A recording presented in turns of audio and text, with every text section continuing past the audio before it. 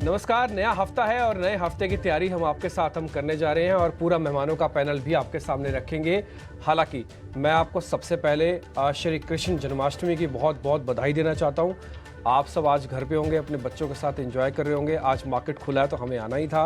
अब आपके साथ हम पूरा 2.5 घंटा रहेंगे। मेरे दोनों सहयोगी भी हैं, अभिषेक और सृष्टि। लेकिन मैं फिर से बोलूँगा, आज का बड़ा ही पावन पर्व है।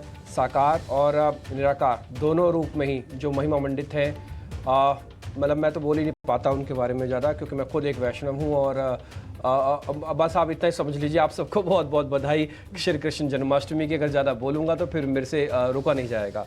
खैर, हम इसकी तस्वीरें भी कुछ आपको दिखाएंगे। मंदिरों की तस्वीरें हैं और ख़ासकर जिस जगह मैं बैठा हूँ यहाँ से मुश्किल से ही 1.5 घंटे के रास्ते पे भगवान श्री कृष्ण की जन्मभूमि भी है और वहाँ की तस्वीरें भी हम आपको दिखाएंगे। खासकर मथुरा और वृंदावन के मंदिर तो देखते ही समय बनते हैं और इस्कॉन टेम्पल्स भी आप देखते हैं धूमधाम से मनाते हैं सारे इस पर्व को। तो इसकी तस्वीरें थोड़ी देर में आपके सामने मैं लेके आऊँगा, लेकिन पहले 4 अहम ट्रिगर मैं ज़रूर आपके सामने रखना चाहता हूँ। एक बार इसको आप नोटिस कर लीजिएगा, देख लीजिएगा, फिर हम धीरे धीरे करके आगे बढ़ेंगे। इन ट्रिगर्स में आपको पहले तो जैक्सन होल की बैठक पे फेड चेयरपर्सन के कुछ जो संकेत आए हैं वो आपको हमने डाले हैं पहली ट्रिगर में। दूसरा, मिडिल ईस्ट में बड़ा संघर्ष और ब्रेंट क्रूड अब $79 के आसपास पहुंच गया। मैं फिर से आपको क्लियर कर देता हूँ, 92 तक का हमारा कंफर्ट जोन है। चाहे 80 हो, चाहे 85 हो, चाहे 84 हो, ये हेडलाइंस में तो आएगा, लेकिन इसका ज़्यादा बड़ा इम्पैक्ट मार्केट में नहीं आएगा। मार्केट इन सब चीज़ों को बहुत ज़्यादा गौर से नहीं देखता है। उसके पास 10 चीज़ें और भी हैं देखने के लिए, लेकिन इसको देखेगा जब थोड़ा और बढ़ाओगे। 80 तक तो आज से 6 महीने पुराना भी टारगेट है। 6 महीने पुराना बता रहा हूँ, है ना। तो खैर, एनी हाउ, ये हमने डाल दिया इसके अंदर ही ट्रिगर्स पॉइंट्स के अंदर।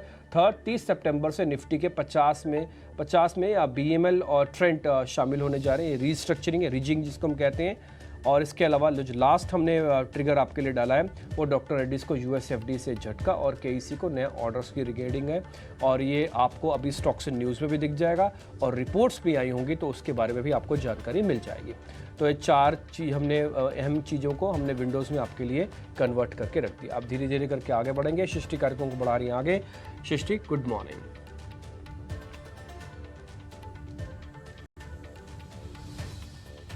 ठीक है, तो चलिए इन अहम ट्रिगर्स पर नज़र तो ज़रूर रहेगी, पर अब बात कर लेते हैं ग्लोबल क्यूज़ की, क्योंकि वहाँ से काफ़ी पॉजिटिव संकेत देखने को मिल रहे हैं।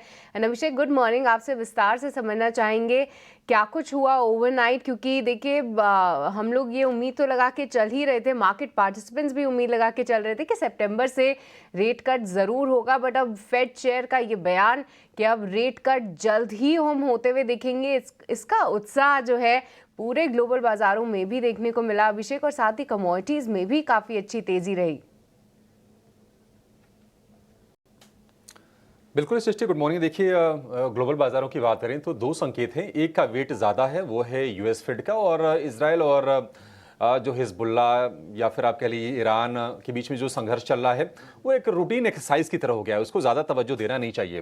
क्रूड में भी देखिए कोई ज़्यादा एक्शन नहीं है, $79 के आसपास का कच्चा तेल है, लेकिन ये है कि हाँ, थोड़ा सा टेंशन ज़रूर बढ़ा है और उसका रिफ्लेक्शन हम देखने की एशियाई बाज़ारों पर आ रहा है। शुरुआत कर लेते हैं उस जियोपॉलिटिकल टेंशन से। शुक्रवार को दरअसल इजराइल ने हिजबुल्ला के ठिकानों पर हमले किए। उसके बाद शनिवार को हिजबुल्ला ने जवाबी कार्रवाई की इजराइल पर। फिर उसके बाद इजराइल ने लेबनान में पहले चेतावनी दी और चेतावनी देने के बाद हिजबुल्ला के 100 ठिकानों पर हम ताबड़तोड़ मिसाइल अटैक किए हैं, हवाई हमले किए हैं। उसमें उनके हथियार डिपो हो गए या फिर रॉकेट लॉन्चर वाले ठिकाने हो गए, वहां पर हमले किए हैं। तो लेकिन ये एक तरह से रूटीन एक्सरसाइज हो गई। आपको पता ही होगा कि गाजा में देखिए पिछले 11 महीने से इजराइल के बीच में, हमास के बीच में युद्ध चल रहा है, लेकिन इस बीच जो ईरान में हिजबुल्ला के टॉप कमांडर को इजराइल ने मारा, उसके बाद थोड़ा सा ये संघर्ष बढ़ा है। तो ये एक चीज़ है, बस नोटिस करने वाली चीज़ है। ज़्यादा वहाँ से कुछ ऐसी खबरें नहीं आएंगी, वो मतलब बाजार उसको डिस्काउंट करके चल रहा है। और आप देखिए क्रूड के भाव में भी कोई खास उछाल नहीं है। अब US फेड पर आ जाते हैं। क्लियर कट US फेड के चेयरमैन ने जैक्सन होल की मीटिंग में यह संकेत दे दिया है कि सितंबर में रेट कट आ रहा है। उन्होंने ये कहा है कि पॉलिसी रेट्स को एडजस्ट करने का समय आ गया है और महंगाई दर में गिरावट उम्मीद के मुताबिक आ रही है और वो 2% के लक्ष्य के करीब जा रही है। तो यही एक चीज सुननी थी बाजारों को और ये जेरोम पावेल ने अपनी स्पीच में कहा भी। उन्होंने कहा कि कीमतों में स्थिरता लाना हमारी ये पहली प्राथमिकता है और सप्लाई चेन भी धीरे धीरे अब सामान्य हो रही है, जो कि एक अच्छा इंडिकेशन है। उन्होंने कहा कि जो रोजगार के आंकड़े आए थे जिसके चलते थोड़ी सी मंदी की आशंकाएं जताई जा रही थी, उन्होंने कहा कि लेबर मार्केट को और मजबूत करने के लिए हम हर संभव प्रयास करेंगे। और उन्होंने कहा कि कोरोना से जो भी आर्थिक चुनौतियां पैदा हुई थी वो धीरे धीरे अब खत्म हो रही हैं। तो एक बढ़िया संकेत आप मान के चलिए कि रेट कट आ रहा है सितंबर की पॉलिसी में। अच्छा, 0.25% आएगा कि आधा % आएगा, ये अब देखना होगा और ये कब तक जारी रहेगा। तो रेट कट की जो गति है, जो क्वांटम है, उस पर बाजारों की नजर शिफ्ट हो जाएगी। लेकिन हाँ, बाजार ये मान के चल भी रहे थे और ये कंफर्मेशन आ गया है कि नहीं रेट कट आएगा। उसके चलते हमने अमेरिकी बाजारों में देखा कि ठीक ठाक तेजी रही। डाउ में, नेस्डेक में, S&P में 1 से 1.5% के आसपास की हमने मजबूती देखी है और अच्छी तेजी के साथ बाजार बंद हुए हैं। अगर हम बाकी संकेतों की अगर बात कर लें तो बॉन्ड यील्ड है जो थोड़ी वहां पर तेजी हमने देखी है, 3.8 के आसपास है। डॉलर इंडेक्स 100.6 के आसपास डॉलर इंडेक्स है। क्रूड 2.5% चला है लेकिन फिर भी 79 के आसपास है। तो ज्यादा वहां से कोई आंकड़ों में चेंजेस नहीं है। लेकिन एशिया के बाजार थोड़े से कॉशियस जरूर हैं। जापान के बाजार थोड़े से हम नरम देख रहे हैं। हालांकि अपना जो संकेत है घरेलू गिफ्ट निफ्टी वो 50 अंक ऊपर कारोबार कर रहा है, 24,900 के आसपास है। तो तेजी के ही संकेत मिल रहे हैं ओवरऑल ग्लोबल बाजारों से। अब आते हैं निफ्टी बैंक पर और उसके साथ साथ एफआईएस के और डीआईएस के आंकड़ों पर भी बातचीत करेंगे, क्योंकि 3-4 सत्र की धीरे धीरे हमने देखा था कि क्वांटम सेलिंग का कम हुआ था। उसके बाद शुक्रवार खरीदारी का आंकड़ा आया गुरुवार को, फिर शुक्रवार को भी एफआईएस की तरफ से कैश में खरीदारी के आंकड़े आए हैं। डिप्टी हमारे साथ जुड़े हुए हैं। डिप्टी बताइए, एफआईएस की होल्डिंग में किस तरह का बदलाव आया है, पहले ये समझ लेते हैं आपसे। फाइज और डीएस की तो बात करूंगा, लेकिन अभी भी मैं सिर्फ श्री कृष्ण जन्माष्टमी की कुछ तस्वीरें हमने आपके लिए संजो के लेके आए हैं, वो ज़रूर आपको मैं दिखाना चाहूँगा। और आपको तो पता ही है कि देश में श्री कृष्ण जन्माष्टमी को बड़े ही धूमधाम से मनाया जाता है। इस समय की जो तस्वीरें आप देख पा रहे हैं इस्कॉन टेम्पल की हैं, जय कन्हैया लाल की, हाथी घोड़ा पालकी के है। आप देखेंगे वहाँ मंदिरों में तो खैर आज आप पाँव भी नहीं रख पाएंगे। ये लाडली जू का मंदिर है और ये बांके बिहारी जी का मंदिर है। मैं खुद गया हूँ इस बांके बिहारी जी के मंदिर में दर्शन करने के लिए। आप कल्पना नहीं कर सकते उस मंदिर के अंदर जाके आपकी भव्यता आपको कैसे रूप में आएगी।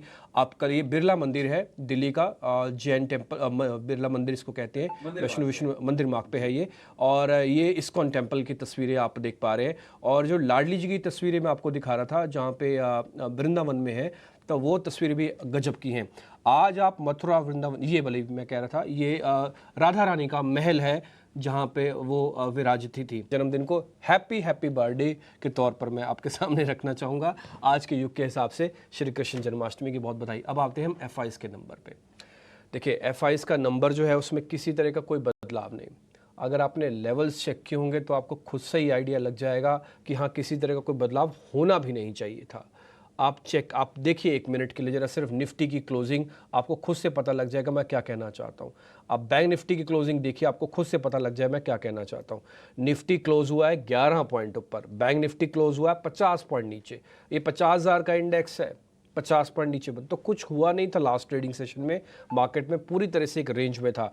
तो एफआईज और डीएस का स्वाभाविक है कि डाटा में कुछ ज़्यादा बड़ा चेंज आया ही नहीं, एज इट इज़ है। मैं फिर भी आपको रिकॉल करवा देता हूँ, एफआईज की होल्डिंग 52% पे लॉन्ग है, as it is 48% short system में। रिटेल के पास 53% लॉन्ग है, 47% शॉर्ट है सिस्टम में। और डीएस के पास 35% लॉन्ग है और 65% का शॉर्ट है सिस्टम में। ये 1 मिनट के लिए रखना, जहाँ पे इंडेक्स ऑप्शंस लिखा हो वहाँ पे 10,000 करोड़ रुपए की सेलिंग है। अब एक पहली वाली प्लेट ले आओ इसी के अंदर ही जहाँ पर कैश के नंबर्स लिखे हुए हैं, वहाँ पर आप देखेंगे तो आपको वहाँ पे प्लस दिखेगा करीब 1944 करोड़ रुपए के आसपास का। तो कैश में बाइंग, ऑप्शंस में सेलिंग जब होगी, मार्केट क्या करेगा, साइडवेज टू पॉजिटिव कंसोलिडेट करेगा। आपको हमने कई बार बैक टेस्टेड फॉर्मूला आपके सामने रखा हुआ है, ये आप देख पा रहे हैं। 22 तारीख को साइडवेज कंसोलिडेशन विद पॉजिटिव बाइस, 23 तारीख को साइडवेज कंसोलिडेशन विद पॉजिटिव बाइस का इम्पैक्ट अब आपको स्क्रीन पर दिख सकता है। जो गिफ्ट निफ्टी के तौर पर आपको दिखा रहा हूं मैं, ये 53 पॉइंट ऊपर है। और ध्यान रखिएगा आप चरणबद्ध तरीके से यहां तक तो आ चुके हैं, लेकिन सामने रेजिस्टेंस है, यहीं से आप वापस भी गए हुए हैं। आपकी क्लोजिंग 800 के ऊपर है, 850 के बेहद करीब है। आपको हमने राइम की तरह वर्ड्स याद कराए थे, 450, 650 और 850। आज 850 तो गैप के साथ खुल जाएगा, लेकिन उसके बाद 25,000 की वॉल खड़ी है सामने। तो यहाँ पर आके हाथ बदला 101% होगा, और आज सोमवार का दिन है, ये हाथ बदला कम से कम 2 दिन तक चल सकता है। तो आप पॉजिटिव बायसनेस के साथ आज आगे बढ़िएगा। फिलहाल मैं अभी तो यही बोल देता हूँ, निफ्टी के लेवल आप पूछेंगे तो मैं आपको शॉर्ट लॉन्ग और एंट्री और एग्जिट कैसे करना है वो भी क्लियर करता हूँ। ठीक है, तो संकेत पॉजिटिव हैं और एफआईएस की खरीदारी भी आ गई है। ग्लोबल बाजारों से माहौल अच्छा है और गिफ्ट निफ्टी संकेत भी दे रहा है कि आज पॉजिटिव ओपनिंग होगी बाजार में। 7 दिनों के दिन पे लगातार तेजी और धीरे धीरे छोटे छोटे कदमों से हम 24,800 के ऊपर आ गए हैं और आज देखिए लेवल दिख रहा है 24,900 का। तो गैप के साथ शायद हम खोलेंगे।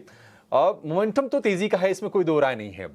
क्या इस तेजी को अब राइड करने का फिर से समय आ गया है, क्योंकि कंफर्मेशन भी आ गया है यूएस फेड की तरफ से कि दरें घटेंगी सितंबर पॉलिसी में? देखिए उसका खैर मार्केट ने काफ़ी हद तक उसको डिस्काउंट भी किया हुआ है। अगर मैं ये बात बोलूँगी इसमें क्या डिस्काउंटेड नहीं था, तो ऑलमोस्ट डिस्काउंटेड भी है।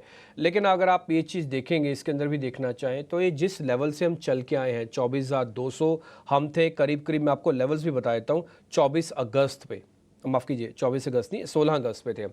तो 16 अगस्त से लेके आज हम 26 अगस्त, यानी कि पिछले 10 दिन में हमने करीब 700 से 800 पॉइंट का, मतलब 600 पॉइंट का गेन तो लिया ही है।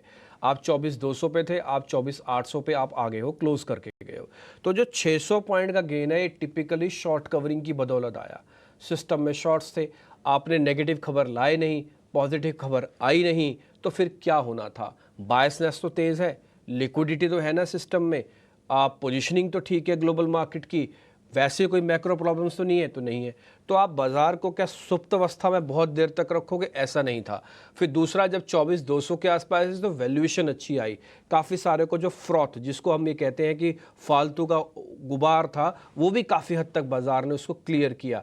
ठीक है, तो उससे हुआ क्या कि धीरे धीरे करके बाजार चरणबद्ध तरीके से वापस से ऊपर आ गया। लेकिन ध्यान रखा जाए, ये एपिसोड पुराना है, जो हो चुका है। नया होने के लिए नई ऊर्जा, नए पावर, नए गेम्स की जरूरत है। अब हम पुरानी बातों को लेकर हम नए लेवल्स ब्रेक नहीं कर सकते, इसके लिए नए फोर्स की रिक्वायरमेंट है। ये नया फोर्स सर कहाँ से आएगा? इस नए फोर्स के कैसे पता लगेगा कि नया फोर्स आ रहा है? जब आप 25,000 के ऊपर क्लोज करोगे तो आप समझ लेना कि एक नई फोर्स मार्केट के अंदर आ रही है।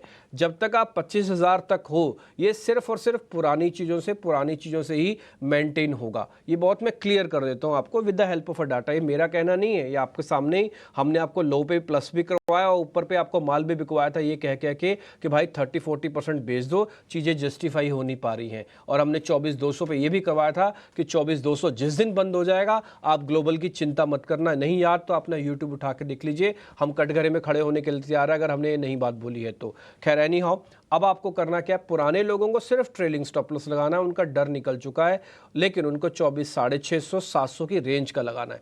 नए वालों को देखो, आओ, मना नहीं है आप अंदर आने के लिए, लेकिन आप अपना ध्यान रखना कि आपका रिस्क रिवॉर्ड थोड़ा कैलकुलेटेड है। स्टॉप लॉस थोड़े से डीप रखोगे ज़्यादा अच्छा रहेगा। 25,000 सभी लोगों के लिए हर्डल है, ये नए वालों के लिए हर्डल भी है, पुराने वालों के लिए भी हर्डल है। तो इसलिए ये तो हो गया टारगेट। स्टॉप लॉस मैंने आपको बता दिए, जो नए वाले आए वो 24,700 का लगाएं, जो पुराने वाले हैं वो 650 का लगाएं, क्योंकि वो ऑलरेडी पैसा कमाए हुए हैं। और रही बात, अगर आपके मन में ये चल रहा है नहीं सर हमें कि ये सब स्टॉप लॉस नहीं रखना, क्या हम बुक कर लें प्रॉफिट, तो मैं बोलूँगा 25,000 के आसपास आके अगर आपने नीचे कहीं भी खरीदा है 200 पे, 400 पे, 600 पे, तो 30-40% बुक करने में समझदारी है। इसको कैरी फॉरवर्ड करो, लेकिन सिर्फ 50% से ज़्यादा मत करो, 50% का बुक भी कर लो प्रॉफिट। शॉर्ट वॉट करना नहीं है, इसका जवाब मैंने आपको हाथों हाथ दे दिया। फिलहाल शॉर्ट करने की सलाह नहीं है, पर यहाँ से और ऊपर जाने के लिए एक नए फोर्स की तलाश है। पर क्या डिम्पी, जैसा कि आप हाईलाइट कर रहे थे कि निफ्टी बैंक में भी बहुत ज़्यादा वीकनेस नहीं दिखाई दे रही है, वो स्ट्रॉन्ग ही है फिलहाल, तो क्या आज निफ्टी बैंक थोड़ा आउट परफॉर्म करता हुआ दिख सकता है और उसके लिए कौन से लेवल्स इंपॉर्टेंट है? देखिए, मैं एक पॉइंट हमेशा से आपको बताता रहा हूँ सृष्टि, और आप इसको नोटिस भी करते होंगे, मैंने ये कहा है कि बैंक निफ्टी के पास थोड़ी ज़्यादा वीकनेस है, तो ज़्यादा एनर्जी लगानी पड़ेगी। आपके पास डाइवर्जेंस है, आप एक दिन चलते हो फिर आप निफ्टी के साथ साथ नहीं देते हो। दूसरा, निफ्टी के पास एक बहुत पुराना और उसका पक्का दोस्त है, जिसकी वेटेज है, वो है आईटी। ग्लोबल मार्केट्स में ठीक है, मैं सुबह आज आशीषा को सुन रहा था, वो बता रही थी कि टेस्ला और इन्वीडिया के शेयर्स बकायदा 3-3, 4-4% ऊपर बंद हुए हैं, और आईटी ने ही इस दलदल से भी आपको बाहर निकाला है। अगर आपको याद होगा तो इन्फोसिस, टीसीएस, बिरला और एचसीएल टेक, विप्रो जैसे शेयर्स वापस आए हैं सिस्टम में, तो बहुत हद तक आईटी ने आपकी हेल्प की है। क्या आगे भी आईटी आपकी हेल्प करेगा? मैं बेनिफिट ऑफ डाउट्स दे सकता हूँ। मैं ये कह सकता हूँ कि हाँ ठीक है, आईटी पे अभी भी आप ट्रस्ट कर रखो। अगर आपका शेयर है तो उसमें उतनी जल्दी प्रॉफिट बुक मत करो। हाँ, टाइमली प्रॉफिट बुक करो, लेकिन ऐसा भी नहीं कि 100% माल निकाल के बाहर आ जाओ। अभी वो समय नहीं आया कि आईटी से 100% माल निकाला जाए। उल्टा मैं तो बोलूँगा, अगर आईटी में हो आप तो सिर्फ 20-30% को टाइमली प्रॉफिट बुक करते रहो, 70% को ट्रेलिंग पे डालो, वट एवर द स्टॉक्स में भी। और वैसे भी आईटी इंडेक्स ट्रेडेबल इंडेक्स है, आप इसका भी बेनिफिट ले सकते हैं। दूसरा पॉइंट, बैंक निफ्टी में ऐसा नहीं हो रहा है। बैंक निफ्टी में जो वेटेज है वो 4-5 शेयरों के पास ही है, तो आपको मजबूरन उन 4-5 शेयरों को देखना पड़ता है। लेकिन फिर भी ज़्यादा दिक्कत की बात नहीं है। मैं एक लेवल के हिसाब से बताता हूँ ज़्यादा की दिक्कत बात क्यों नहीं है। 50-500 और 50-200 के लेवल, ये जब तक आपके ऊपर खड़े हो तब तक कोई प्रॉब्लम नहीं है आपको। आप किसी भी डिप को बॉट करोगे, लेकिन ध्यान रखना, कोई भी डिप जो बॉट हो रहा है वो उतना एग्रेसिव नहीं हो रहा है जो एग्रेसिवनेस आप पहले देखते थे कि 1 घंटे के लिए बाजार को नीचे करो 50 पॉइंट, आप 150 पॉइंट 2 घंटे बाद ले लो। वो मार्केट के अंदर खत्म हो गया है और मेरे को लग रहा है वो अगले 15-20 दिन तक नहीं आएगा। तो इसलिए आप डिप को बॉट जरूर करो, लेकिन इस उम्मीद से बॉट मत करो कि मैं सोमवार को ले रहा हूं तो मैं मंगलवार माल काट दूंगा। नहीं, हो सकता है आपको बृहस्पतिवार तक माल काटना पड़े, बट डरो मत, घबराओ मत। मार्केट में ऐसा कोई प्रॉब्लम ऐसा डाटा में तो नहीं दिख रहा, अभी तक नहीं दिख रहा। आगे जब दिखेगा तो जरूर नोटिस करवाएंगे, लेकिन वॉल्यूम को थोड़ा हल्के हाथ से करो, क्योंकि फ्यूरियस बुल रन मार्केट का धीरे धीरे वो थोड़ा लो पड़ रहा है। वो जो एक होता ना कि आप आओ नीचे फिर मैं देखता हूं, तो वो वाला मामला जो है धीरे धीरे कम हो रहा है। इसलिए धीरे धीरे करके आपके प्रॉफिट्स बनेंगे। मैं लेवल्स ऊपर रेजिस्टेंस के भी क्लियर कर देता हूं जल्दी से। वो रेजिस्टेंस है 51,000 के, ये 50,800 से 51,000 का रेजिस्टेंस है। 51,000 के बाद 51,200 और 500 का रेजिस्टेंस है। आपको इतने सारे नंबर्स याद रखने की जरूरत नहीं है, आप एक लाइन याद रख लो। 51,200 आने पर उसके बाद चीज़ें अपने आप दुरुस्त होने लगेंगी। फिर आप देखोगे कि बैंक निफ्टी के अंदर आपका इंटरेस्ट जगेगा। बैंक निफ्टी बुझा डल वैसा भी नहीं दिखेगा, आपको मज़ा आएगा। और 51,500 के ऊपर हो गया तो आप समझ लीजिएगा हम ऑल टाइम हाई की तरफ भी बढ़ रहे हैं। फिर बैंक निफ्टी अपने डाइवर्जेंस को पूरा करेगा। जब तक 51,500 को हम नहीं करते, 51,200 को और नहीं करते, तब तक ये हल्का हल्का डर बना रहेगा जो मेरे मन में है कि भाई कहीं बैंक निफ्टी वापस तो नहीं खिसक जाएगा नीचे। इसलिए 50, 51, 50 ये दोनों लेवल्स आप 1000 पॉइंट के दे रहा हूं मैं आपको, ये याद रखने वाले लेवल्स हैं। आप इसको जरूर नोटिस कीजिएगा। शॉर्ट करना नहीं है, वो इसकी वजह 0.86 का पीसीआर है। ना ही एचडीएफसी, ना ही एक्सेस, ना ही आईसीआईसीआई, ना ही इंडसइंड, ना ही कोटक के अंदर मेरे को फटीक या कोई प्रॉब्लम दिख रही है। तो ना वेटेज के अंदर है, ना ही पुट कॉल रेशियो के अंदर है, ना ही लेवल्स के अंदर है, ना ही ग्लोबल मार्केट्स के अंदर है, ना ही कोई ऐसा बिल आ रहा है जिसकी वजह से कोई दिक्कत आए। इसलिए मैं बैंक निफ्टी के साथ जाना चाहूँगा और मेरे को कोई दिक्कत भी नहीं है ये बात बताने में। 8:09 हो चुके हैं, 19 मिनट हो गए हैं, हमारा समय हो गया अब गेस्ट से जुड़ने का। ये पहले 20 मिनट हम आपके सामने जितनी भी इंपॉर्टेंट चीज़ें होती हैं वो सब हम आपके सामने लेके आते हैं। एक चीज़ मैं दिवांग से जुड़ने से पहले और क्लियर कर दूं, ऑप्शंस ट्रेडर्स को बहुत आदत होती है कि सोमवार को आ रहे हैं तो हम फटाफट से माल ले लें। आप काम करो बॉस, लेकिन आज सोमवार ना थोड़ा डल रह सकता है पॉजिटिव कंसोलिडेशन के हिसाब से। आप कल एग्रेसिव पोजीशंस लेना, थोड़ा आज क्लियर हो जाने देना, आज थोड़ा वॉल्यूम के साथ काम करना, वैसी कोई दिक्कत नहीं है। देवांग शाह इस बीच मेरे साथ जुड़ चुके हैं। एक काम करते हैं, उनसे जरा आइडिया ले लेते हैं निफ्टी और बैंक निफ्टी का, फिर स्टॉक स्पेसिफिक चर्चा बढ़ाएंगे आगे, फिर हमारे मेहमान भी जुड़ जाएंगे और भी उनसे भी हम बातचीत करेंगे। देवांग गुड मॉर्निंग, जरा निफ्टी बैंक निफ्टी पर आपका टेक और अपने शेयर्स भी बता दीजिएगा। Very good morning. बात करें निफ्टी की तो पास्ट फ्यू डेज में हमने देखा है आफ्टर एक ऊपर के ट्रेंड के बाद एक 2 दिन पे हम कंसोलिडेशन देखने मिला है, बट ओवरऑल ट्रेंड पॉजिटिव है। तो बाय एंड डिप की स्ट्रेटेजी रखे। जहां तक सपोर्ट की बात करें, निफ्टी फ्यूचर का इमीडिएट सपोर्ट है 24,750, रेजिस्टेंस आ रहा है 25,000 का। तो ओवरऑल ट्रेंड अभी भी पॉजिटिव है, बट हमें यहाँ पे देखने मिल सकता है पास्ट फ्यू डेज से कंसोलिडेशन देखने मिला है। तो बाय एंड डिप्स की स्ट्रेटेजी रखे। बैंक निफ्टी की जहां तक बात करें, बैंक निफ्टी का जो सपोर्ट लेवल है नाउ 50,700 का इमीडिएट सपोर्ट है, रेजिस्टेंस 51,300 का है। बट वीजा वीज कंपेयर करें bank Nifty and bank Nifty को, तो निफ्टी का जो चार्ट स्ट्रक्चर है काफी पॉजिटिव दिख रहा है compare to bank Nifty. Stock specific में बात करें तो फर्स्ट स्टॉक यहाँ रहेगा भारतीय एयरटेल। भारतीय एयरटेल का ओवरऑल चार्ट स्ट्रक्चर रखे ऑन डेली चार्ट। स्टॉक एक हाइट ऑफ हार्टन स्ट्रक्चर में, स्टॉक में आफ्टर कंसोलिडेशन ब्रेकआउट देखने मिला है। तो भारतीय एयरटेल खरीदने की सलाह रहेगी। स्टॉप लॉस रखना है यहाँ पे 1478, टारगेट है 1550। नेक्स्ट स्टॉक रहेगा जेएसडब्ल्यू स्टील। जेएसडब्ल्यू स्टील में हमने देखा है मेटल स्टॉक्स में काफी अच्छी एक रैली देखने मिली है। यहाँ पे एक बेस बनाया है जेएसडब्ल्यू स्टील ने, एक डेली चार्ट पे सपोर्ट लेकर अपसाइड रिज्यूम किया है। तो जेएसडब्ल्यू स्टील खरीदने की सलाह रहेगी। स्टॉप लॉस रखना है 924, टारगेट है 967। ठीक है, ये देवांग की तरफ से 2 स्टॉक हो गया आपके लिए। जेएसडब्ल्यू स्टील टारगेट होगा 967 रुपए का, और भारतीय एयरटेल में हम देख रहे हैं कि स्ट्रेंथ फिर से बिल्ड हो रही है। शुक्रवार को भी ये जो शेयर था निफ्टी के टॉप गेनर्स में शामिल था, 1.5% के आसपास की मजबूती थी। कन्विक्शन अभी भी बरकरार है इस शेयर को लेकर हमारे एक्सपर्ट्स का, और देवांग का जो टारगेट है वो है अब 1550 रुपए का। 1500 रुपए के ऊपर की एक बढ़िया क्लोजिंग इसने शुक्रवार को आपको दी है भारतीय एयरटेल ने। तो ये हो गए 2 शेयर, और भी एक्सपर्ट्स हमारे साथ जुड़ेंगे थोड़ी देर में, उनके भी हम शेयर आपके सामने रखेंगे। लेकिन उसके पहले ये समझ लेते हैं कि खबरों वाले शेयर कौन से हैं और रिपोर्ट्स कौन सी आई हैं। शुरुआत करेंगे स्टॉक्स इन न्यूज के साथ। हमारे सहयोगी जिने नागर हमारे साथ जुड़ गए हैं। जिने बताइए कौन सी खबरें हैं जिनके चलते आज शेयरों में एक्शन दिखेगा? जी, तो पहले एक्मस and drugs and pharma focus में रहेगा। कंपनी ने जो अपने Q1 FY 2025 के नंबर्स रिपोर्ट किए, अगर हम रेवेन्यू देखें तो वहाँ में 5% की ग्रोथ देखने मिली है, 1019 crore versus 970 crore year on year basis पे। वही कंपनी जो है ये क्वार्टर प्रॉफिट में आ चुकी है। कंपनी ने 61 करोड़ का प्रॉफिट दर्ज किया है versus loss of 187 crore last year. EBITDA में भी कंपनी इस साल प्रॉफिट में आते हुए हमें दिख रही है। 128 करोड़ एबिटा कंपनी ने पोस्ट किया है वर्सेस लॉस ऑफ 125 करोड़, और मार्जिन्स देखें तो करीब 13% के हमें दिख रहे हैं।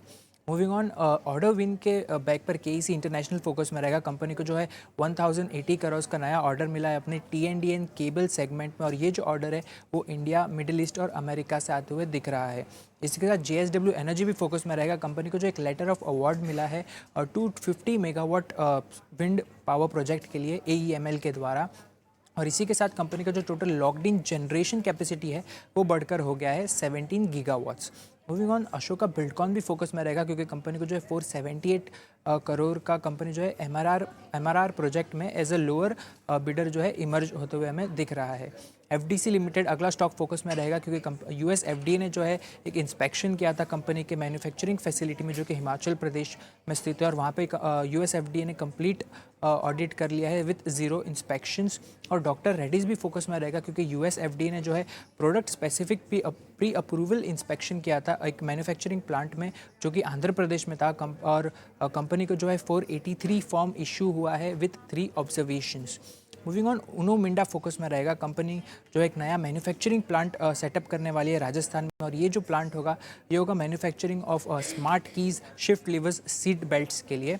और इसके साथ लास्टली PTC इंडस्ट्रीज एक और स्टॉक फोकस में रहेगा क्योंकि कंपनी ने जो एक हॉट रोलिंग मिल अक्वायर किया है, और ये जो है ये किया गया है मैन्युफैक्चरिंग बूस्ट लाने के लिए अपने टाइटेनियम अलॉय प्लेट्स और शीट्स जो कि एरोस्पेस और डिफेंस एप्लीकेशंस में काम आएंगे।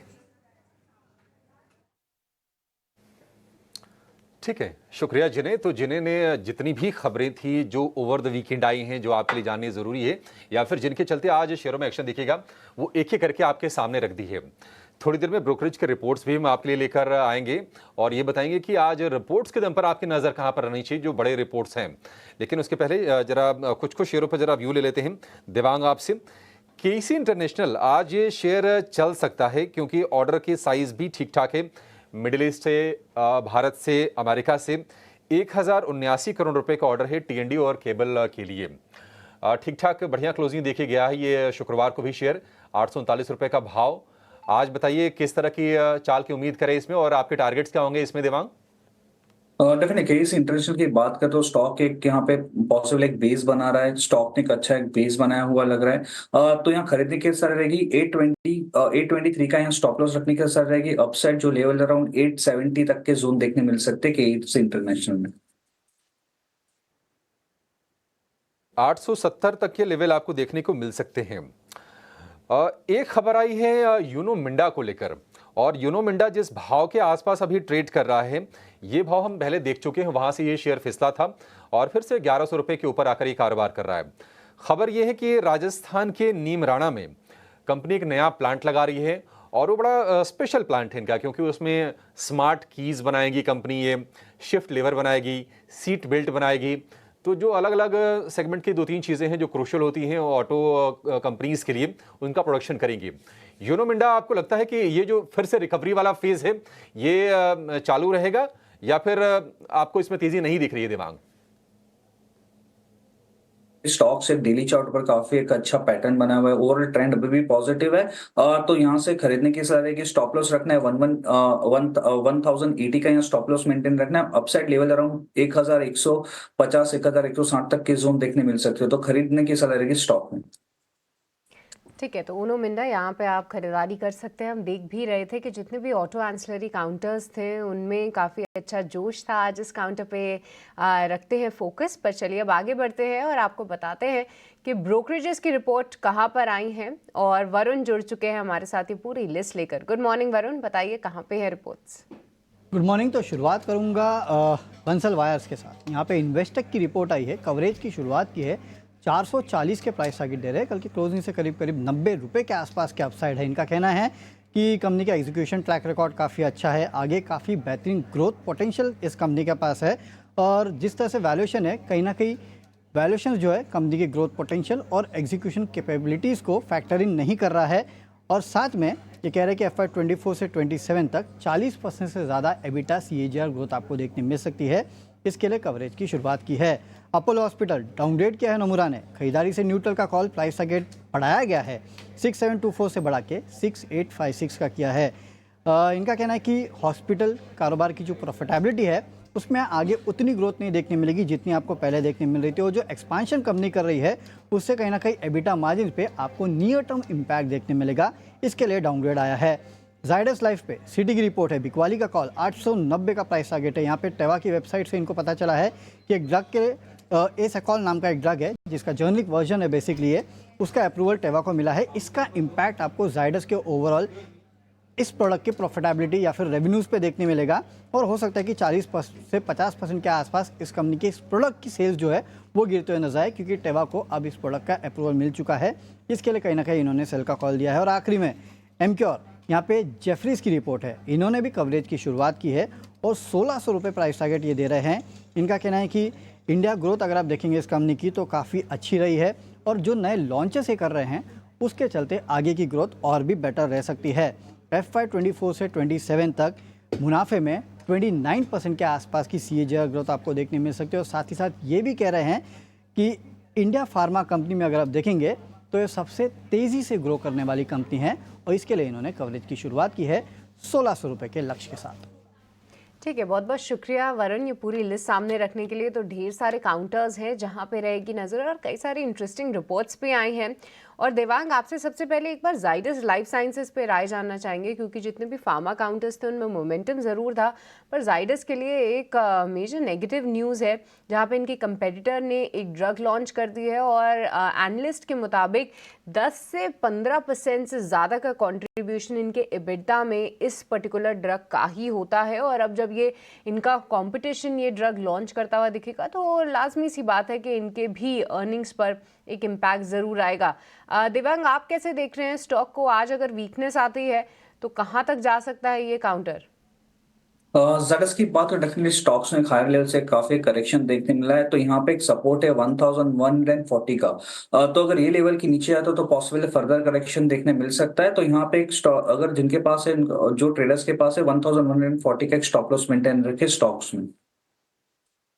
ठीक है, 1040 का यहाँ पे आपको स्टॉप लॉस मेंटेन करना है। फिलहाल देवांग की तरफ से तो कोई नई शॉर्ट की जो राय है वो फिलहाल नहीं आ रही है, क्योंकि मार्केट में मोमेंटम स्ट्रांग है, फार्मा काउंटर्स में भी मोमेंटम स्ट्रांग है।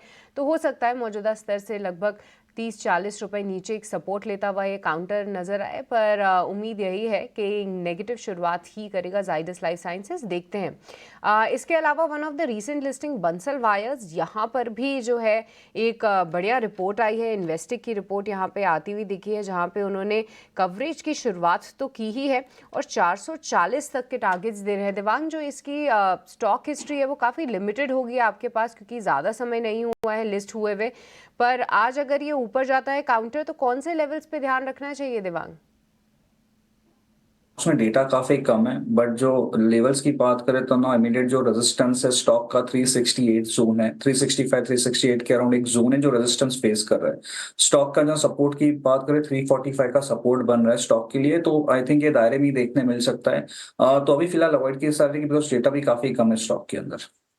ठीक है, तो फिलहाल बंसल वायर्स को अवॉइड ही करना है। पर देवांग, एक और काउंटर है जहां पे आपसे राय चाहिए और वो है अपोलो हॉस्पिटल्स, क्योंकि देखिए यहाँ पे नोमेरा का एक डाउनग्रेड आया है और जब भी ऐसे डाउनग्रेड्स आते हैं तो एक रिएक्शन ज़रूर होता है। देवांग, अपोलो हॉस्पिटल्स पे इंटरेस्टिंगली मैं देख रही हूँ कि पिछली बार भी लगभग इन्हीं लेवल से 6900 के आसपास से किसने मेजर रिजेक्शन फेस किया था, फिर स्टॉक लुढ़कता हुआ 5800 के भी पास जाता रहा।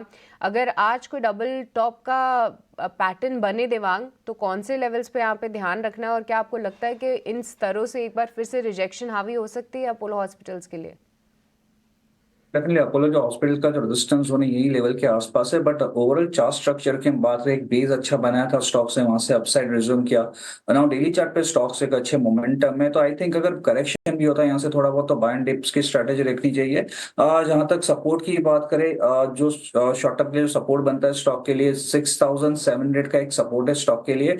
अपसाइड अराउंड 7000 के करीब का एक देखने मिल सकता है, तो बाय एंड डिप्स की स्ट्रेटेजी रखिए बिकॉज अभी भी ओवरऑल चार्ट स्ट्रक्चर पॉजिटिव देखने मिल रहा है। ठीक है, एक दो शेयर और पता कर लेते हैं जरा। एक बार दिवांग आप ही चेक करना जरा, रिलायंस इंडस्ट्रीज में कितनी पावर है, रिलायंस इंडस्ट्रीज में कितनी पावर है? रिलायंस इंडस्ट्रीज से बात करें तो डेफिनेटली स्टॉक से एक कंसोलिडेशन जोन में ही अभी देखने मिल रहा है। जो रेजिस्टेंस है स्टॉक के लिए अराउंड 3040 का रेजिस्टेंस, अगर ये लेवल के ऊपर निकलता है तो और हमें अपसाइड देखने मिल सकता है रिलायंस इंडस्ट्रीज में।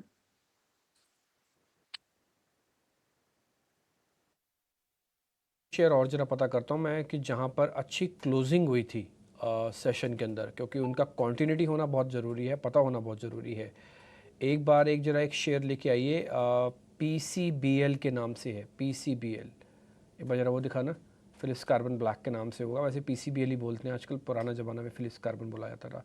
इसकी क्लोजिंग काफ़ी अच्छी है, कैश का स्टॉक है। एक बार जरा देख के बताना देवांग। पीसीएल की बात करो, चार्ट स्ट्रक्चर काफी स्ट्रांग है, बट यहाँ पर रिस्क रिवॉर्ड फेवरेबल नहीं है। तो यहाँ पे करेक्शन हुआ था तब बाय करने की सलाह रहेगी। तो अराउंड जो सपोर्ट है स्टॉक के लिए नाउ बनता है अराउंड 470 465 का सपोर्ट बनता है स्टॉक के लिए। अपसाइड अराउंड 530 का जोन है रेजिस्टेंस के लिए। तो बाय एंड डिप्स की स्ट्रेटेजी रखिए बिकॉज रिस्क रिवॉर्ड फेवरेबल नहीं है राइट में।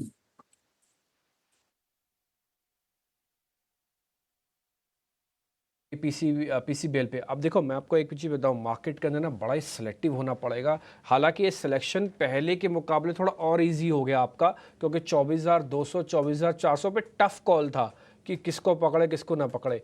अभी क्या है कि 24,400 और 200 से आप काफ़ी ऊपर उठे आए हुए, तो आपके पास क्या कंफर्ट जोन और आ गया कि चलो भी ठीक है, मैंने अगर ये शेयर गलती से भी पकड़ लिया या मैंने एकदम से टाइमली इसको नहीं पकड़ा, तो मेरे को थोड़ा आगे पीछे करके भी हम ले सकते हैं। मेरे एक रिपोर्टर के पास ना एक अहम खबर भी है एनर्जी स्टोरेज सिस्टम को लेकर। मैं एक काम करता हूँ, खबर भी आपके सामने रखता हूँ, फिर फंडामेंटल एनालिस्ट के तौर पर गुरांग शाह भी हमारे साथ जुड़ रहे हैं, उनसे भी करेंगे बातचीत। लेकिन पहले खबर आपको मैं बताता हूँ, एनर्जी स्टोरेज सिस्टम से जुड़ी हुई एक खबर है और एक बड़ी खबर बता रहे हैं हमारे रिपोर्टर। सरकार ने एनर्जी स्टोरेज क्षमता को लेकर नई गाइडलाइंस जारी कर दी हैं। प्रकाश से समझते हैं पूरी जानकारी। प्रकाश जी जरा बताइए क्या गाइडलाइंस हैं और फिर क्या इम्पैक्ट आएगा इसका? देखिए, स्टोरेज कैपेसिटी और स्टोर्ड एनर्जी के प्रोक्योरमेंट से संबंधित जो tariff based competitive bidding guidelines है, उसका ड्राफ्ट जो है वो जारी कर दिया गया है। ऊर्जा मंत्रालय ने ये ड्राफ्ट जारी किया है और खासकर पंप स्टोरेज जो प्लांट्स हैं उनके कॉन्टेक्स्ट में इसे जारी किया गया है। साथ ही साथ ऊर्जा मंत्रालय ने जो तमाम स्टेक होल्डर्स हैं, जिसमें PSUs हैं, प्राइवेट कंपनीज हैं, तमाम इंडस्ट्री एसोसिएशंस हैं, उनसे कमेंट्स मांगे हैं और उसके बाद इसको अंतिम रूप दिया जाएगा। ये काफ़ी इंपॉर्टेंट है रिन्यूएबल एनर्जी के केस में अगर बात करें, क्योंकि सरकार जो है 500 गीगावाट रिन्यूएबल एनर्जी के टारगेट को हासिल करना चाहती है 2030 तक, और उस दिशा में जो स्टोरेज कैपेसिटी है उसकी भूमिका काफ़ी इम्पोर्टेंट होगी, खासकर जो ग्रिड बैलेंसिंग है उसके टारगेट को मीट करने की दिशा में, क्योंकि इस तरह के जो स्टोरेज कैपेसिटी हैं उसमें रिन्यूएबल एनर्जी को स्टोर किया जाएगा और जब भी ग्रिड को ज़रूरत होगी उसकी बैलेंसिंग के लिए इसका इस्तेमाल किया जा सकता है। लिहाजा ये जो एनर्जी स्टोरेज सिस्टम है वो काफ़ी इम्पोर्टेंट है। जो गाइडलाइंस जारी किए गए हैं जो कि ड्राफ्ट के फॉर्मेट में है, उसमें ये कहा गया है कि कोई भी कंपनी इसमें हिस्सा ले सकती है जो कि कंपनीज एक्ट के तहत रजिस्टर्ड है, कंसोर्शियम के रूप में इसमें हिस्सा लिया जा सकता है। सेबी के तहत जो रजिस्टर्ड ऑल्टरनेटिव इन्वेस्टमेंट फंड है वो भी बिडिंग प्रक्रिया में हिस्सा ले सकते हैं। साथ ही साथ वैसे प्रोजेक्ट जो कि इंटर स्टेट ट्रांसमिशन सिस्टम से कनेक्टेड है, वैसे केस में जो मिनिमम बिडिंग कैपेसिटी होगी वो कम से कम 50 मेगावाट की होगी। इंट्रा स्टेट ट्रांसमिशन सिस्टम के केस में जो मिनिमम बिडिंग कैपेसिटी होगी वो कम से कम 10 मेगावाट होगी। इसके अलावा अगर फाइनेंशियल एलिजिबिलिटी की बात करें, नेटवर्थ और एयूएम जो है वो कम से कम जो एस्टिमेटेड कैपिटल कॉस्ट है उसका 20% होना चाहिए। 5% बैंक गारंटी भी है, परफॉर्मेंस बैंक गारंटी, वो भी निर्धारित किया गया है। तो ये इंपॉर्टेंट प्रोविजंस हैं, काफ़ी इंपॉर्टेंट है, खासकर अगर आप 500 गीगावाट रिन्यूएबल एनर्जी टारगेट के कॉन्टेक्स्ट में देखें और इस तरह के जो एनर्जी स्टोरेज सिस्टम है वो इस टारगेट को अचीव करने की दिशा में काफ़ी इंपॉर्टेंट रोल अदा कर सकते हैं। ठीक है प्रकाश, बहुत शुक्रिया, थैंक यू वेरी मच। सुबह सुबह आपने हमको एक खबर बता दी है, हमारे काम आएगी, आज दिन भर इसको हम ट्रैक भी करेंगे। खबर बार बार बीच बीच में दिखाते रहिएगा। और मेरे साथ आज गौरांग भी जुड़ रहे हैं। गौरांग शक है पहले भी जुड़ते रहे, लेकिन आज दिन जन्माष्टमी का आपको पता ही है, तो एक तो उनको बधाई देनी है और उनका नाम ही बड़ा ही प्यारा है। गौरांग सर को तो पता ही होगा, उनका नाम चैतन्य महाप्रभु का नाम है। और चैतन्य महाप्रभु कौन है ये भी आप जानते ही होंगे, है ना, भगवान श्री कृष्ण के रूप है। तो आज तो मैं अगर गौरांग जी को बधाई दे रहा हूँ श्री कृष्ण जन्माष्टमी की, तो एक किस्म से मैं भगवान श्री कृष्ण का जिन्होंने नाम अपने ऊपर धारण किया हो उन्हीं को ही बधाई दे रहा हूँ। गौरांग सर बहुत बहुत शुक्रिया, thank you very much. Krishna Janmashtami की आपको बहुत बधाई। आपका तो नाम ही भगवान श्री कृष्ण का नाम है गौरांग, बड़ा ही अद्भुत, बड़ा ही सुंदर नाम है। मैं तो कई बार बोल भी चुका हूँ आपका नाम के बारे में। एक तो बधाई हमारी स्वीकार कीजिएगा, और दूसरा सर जरा हमने अभी जो खबर ली थी हमारे रिपोर्टर की प्रकाश की, वो बता रहे हैं कि एनर्जी स्टोरेज को लेकर सरकार कुछ गाइडलाइंस दे रही है जिससे कि कुछ कंपनीज़ को बेनिफिट होगा, खासकर सरकारी कंपनीज़ को। तो अगर आपने खबर पूरी तौर से नहीं सुनी है तो हम ग्राफिक्स फिर से चला देंगे, आप उसको नोटिस भी कर लीजिएगा और जरा अपना टेक भी दीजिए इस पे सर। बहुत बहुत धन्यवाद डिम्पी जी आपका, और मंच पर उपस्थित सभी महानुभाव, सृष्टि, अभिषेक जी और मेरे तकनीकी विशेषज्ञ देवांग, इनको भी सादर प्रणाम और शुभ प्रभात और जन्माष्टमी की बहुत बहुत शुभकामनाएं आप सभी को। और आज का दिन इसलिए भी हमारे लिए विशेष है क्योंकि हिंदू पुराण कैलेंडर के हिसाब से कुछ सालों पहले आज ही के दिन हमारा जन्म हुआ था। तो ये दिन हमारे लिए तो बहुत ही विशेष है डिम्पी जी। तो सभी शुभकामनाएं और बधाई के लिए आपका तहे दिल से मैं आभारी हूँ। और 18 नाउ स्वदेश के दर्शकों को भी मेरे तरफ से जन्माष्टमी की बहुत बहुत शुभकामनाएं। परमात्मा मुरलीधर से प्रार्थना है कि आप सभी का स्वास्थ्य अच्छा रहे और बना रहे। तो ये जो खबर अभी आपके सहयोगी ने बताई है, तो डिम्पी ये ऊर्जा क्षेत्र को लेकर के हमने कई बार पहले भी चर्चा की है और एक वक्तव्य हमने ये रखा है कि आने वाले 3 से 5 साल में जिस प्रकार से नई ऊर्जा उत्पादन क्षमता जुड़ेगी, आपको न तो सिर्फ वहां पर ऊर्जा उत्पादन करने वाली कंपनियों की जरूरत पड़ेगी, लेकिन ऊर्जा वितरीकरण वाली कंपनियों की भी जरूरत पड़ेगी, ऊर्जा उपकरण वाली कंपनियों की भी जरूरत पड़ेगी। और ये जो ऊर्जा पैदा होगी उसको बचा करके रखने के लिए भविष्य में आप वितरीकरण करें, उसके लिए जो स्टोरेज कंपनियां होंगी उसकी भी जरूरत पड़ेगी। अब कौन सी कंपनियां हैं जहां पर हमारी खरीदारी की राय है, तो जाहिर है एनटीपीसी, पावर ग्रिड, ये 2 सरकारी कंपनियां हैं जहां पर खरीदारी की राय है। निजी तौर पर जो कंपनियां हैं टाटा पावर और सीएससी, ये आती है निजी क्षेत्र की ऊर्जा उत्पादन। और जो उपकरण की मैं बात कर रहा था, तो वहां पर बीएल और केईसी इंटरनेशनल जैसी जो कंपनियां हैं ये हमारी खरीदारी की सूची में। और हमारा दुर्भाग्य है डिम्पी, हमें आजादी मिलकर इतने साल हो गए, लेकिन आज के तारीख में भी कुछ गांव और कस्बे ऐसे हैं जहां पर बिजली सिर्फ मुंह दिखाने के लिए आती है और फिर चली जाती है, यानी कि 1-2 घंटे तक बिजली रहती है 24 घंटे में से, और फिर 18-20 घंटे वहां पर अंधेरा छाया होता है।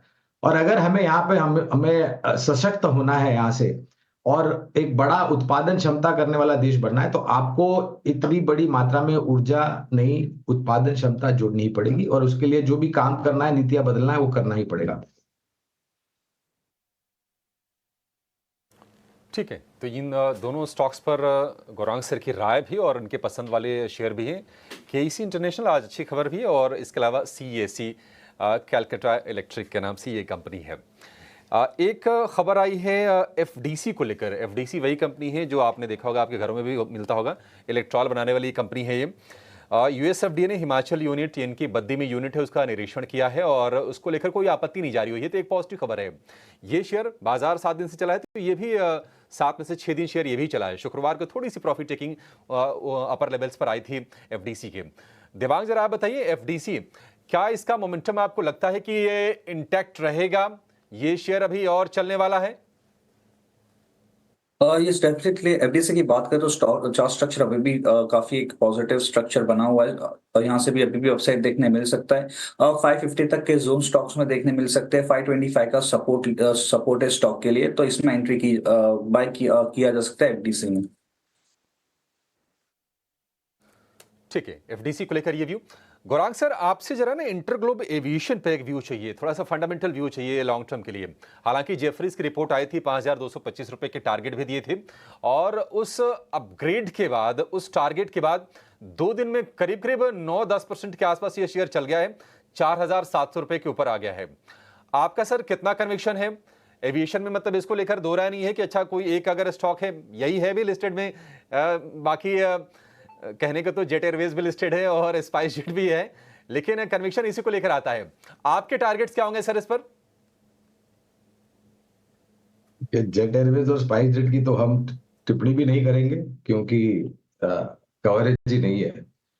और अभिषेक, एक बात वास्तविकता ही है कि पिछले 10 साल की जो सरकार रही है हमारी केंद्र में, भाजपा के नेतृत्व में एनडीए की सरकार, पिछले 10 साल में हमें पता है किस मात्रा में नए छोटे और मझौले शहर जुड़े हैं हवाई यात्रा को लेकर के, नए एयरपोर्ट्स को ले। और हमारा अनुमान और आकलन ये भी कहता है कि आने वाले शायद और 5-10 साल में यहाँ पर ये संख्या और जुड़ेगी। कहने का तात्पर्य है कि जो भी सक्षम और मजबूत उड़ान क्षेत्र की कंपनी है, मिसाल के तौर पर इंटरग्लोब एविएशन, इनको अपना मार्केट शेयर बढ़ाने के लिए बहुत बड़ा एक स्तर मिलेगा, और अपने नतीजे सुधारने का भी एक बहुत बड़ा मौका मिलेगा।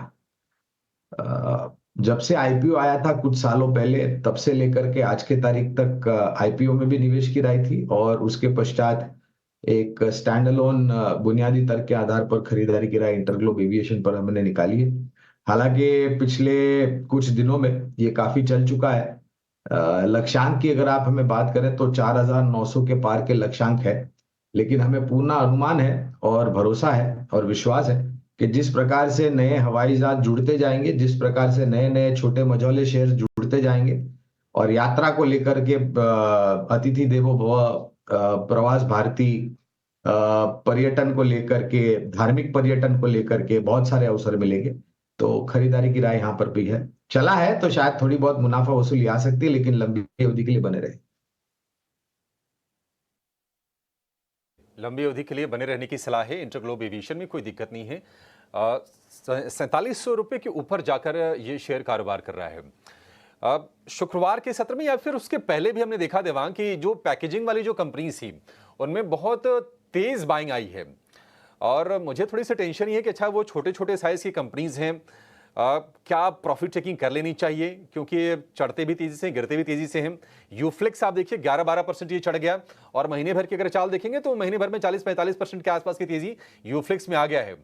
क्या प्रॉफिट टेकिंग कर लें, या फिर किसी स्टॉक में आपको लगता है कि मोमेंटम अभी भी बरकरार रहेगा, अभी तेजी में बने रहना चाहिए?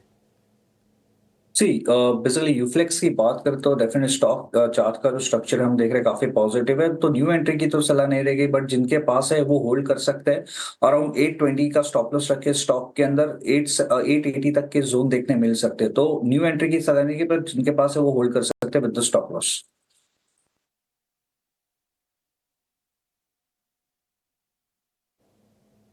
ठीक है, यूफ्लिक्स को लेकर ये व्यू। अच्छा, चेंजेस हो रहे हैं निफ्टी में। 30 सितंबर से बीएल और ट्रेंट की एंट्री होगी और डिवीज लेव और एलटीआई माइंट्री ये उससे 2 शेयर बाहर जाएंगे। ये हम निफ्टी 50 की बात कर रहे हैं। चेंजेस निफ्टी बैंक में भी हो रहे हैं, वहां पर आरबीएल की जगह पे आ रहा है केनरा बैंक, तो एक चेंज निफ्टी बैंक में भी देखने को मिलेगा। बाकी और भी चेंजेस हैं, उसकी पूरी की पूरी लिस्ट आपके लिए हम सामने लेकर आएंगे। लेकिन एक जरा राय चाहिए ट्रेंट के शेयर को लेकर। $338 मिलियन का इन्फ्लो इसमें आएगा। ट्रेंट को लेकर गौरांग सर, आपका व्यू कैसी लगती है आपको कंपनी? और किसी के पास अगर शेयर हो वो क्या करें, नहीं है तो क्या इस ट्रिगर के आधार पर ये जोड़ने का समय है क्या? देखिए अभिषेक, मैं अक्सर एक ही बात कहता हूं, चाहे वो बायबैक की ऑफर हो, चाहे फिर वो खबर दिग्गज सूचकांक में से नए कंपनियों को शामिल करने की बात हो या फिर कुछ कंपनियों को निकालने की बात हो, ये सब जो चीजें होती है ना, ये सिर्फ मायने रखती हैं उस दिन के लिए या फिर 2 दिन के लिए। ये सब होने के पश्चात मेरे ख्याल से हम फिर से बुनियादी तर्क कर बात करेंगे कि नतीजे कैसे आए और कंपनी का कामकाज कैसा चल रहा है। और एंट्री एग्जिट या फिर बायबैक को लेकर के कंपनी के कामकाज में कोई फर्क नहीं पड़ता है अभिषेक। बीएल में लंबी अवधि के लिए खरीदारी की राय है। अभी मैंने उस कंपनी का जिक्र किया था जब हम ऊर्जा उपकरण कंपनियों की बात कर रहे थे। ट्रेंड का जहां तक सवाल है तो एक समय पर कवरेज थी, मेरे ख्याल से हमारे लक्ष्यांक आने के बाद अभी कवरेज नहीं है। लेकिन एक जो हमने चीज देखी है अभिषेक, वो है कि पहले जो ऑनलाइन ई कॉमर्स के तरफ से जो प्रतिस्पर्धा आई थी और जो फुटफॉल्स कम हुए थे रिटेलर्स के जो ऑफलाइन स्टोर्स है वहां पर, अब फिर से लोग वहां पर लौट के आ रहे हैं। एक या दो कंपनी जहां पर ये क्षेत्र को लेकर के हमारी खरीदारी आएगी है, वो है शॉपर स्टॉप और आदित्य बिरला फैशन लिमिटेड। लेकिन ट्रेंड भी टाटा ग्रुप की एक बहुत ही सक्षम और मजबूत कंपनी है। नए काफी सारे स्टोर्स इन्होंने खोले हैं, नए और स्टोर्स खोलने की बात कर रहे हैं, नए शहरों में अपने नक्शे कदम रखने की बात कर रहे हैं। तो बैलेंस शीट, मैनेजमेंट और आने वाले तिमाही नतीजे, ये सभी सक्षम और मजबूत रहने की अनुमान है। ठीक है, तो ये नज़रिया कुछ रिटेल काउंटर्स पर गौरांग जी, आज कुछ 2 व्हीलर काउंटर्स पर भी आपसे एक बार राय चाहिए, क्योंकि देखिए जिस तरीके का रिस्पांस ओला इलेक्ट्रिक के आईपीओ को मिला और साथ ही जिस तरीके की वैल्यूएशंस पे वो ट्रेड करता है गौरांग जी, अब ऐसे में कई सारी डिस्कशंस इस लिहाज से भी हो रही हैं कि अगर ओला इलेक्ट्रिक लॉस मेकिंग कंपनी होके इतना अच्छा उसको रिस्पांस मिल रहा है, इतने अच्छे वैल्यूएशंस पे वो ट्रेड कर रहा है, तो बाकी जो लेगेसी प्लेयर्स हैं टीवीएस, बजाज ऑटो जैसे, उनको क्यों ना उस तरीके का इंटरेस्ट देखने को मिले। और हम देख भी रहे हैं कि थोड़ा सा जो है फिर से ये काउंटर्स में मोमेंटम आ रहा है। क्या मेजर ओईएम्स में से कोई ऐसा स्टॉक जो कि आपको पसंद आ रहा है गौरांग जी इन स्तरों पे? ओला इलेक्ट्रिक को लेकर से सृष्टि, पिछले हफ्ते ही सोमवार को हम इसी शो में थे और उसके पश्चात कई सारे शो किए आपके चैनल के लिए, 18 स्वदेश के लिए, और हमने 140-145 के आसपास जब ये ओला इलेक्ट्रिक का शेयर पहुंचा, हमने स्पष्ट रूप से पिछले हफ्ते से हम कहते आ रहे हैं कि भाई ये जो मूल्यांकन है ये बहुत महंगे हैं।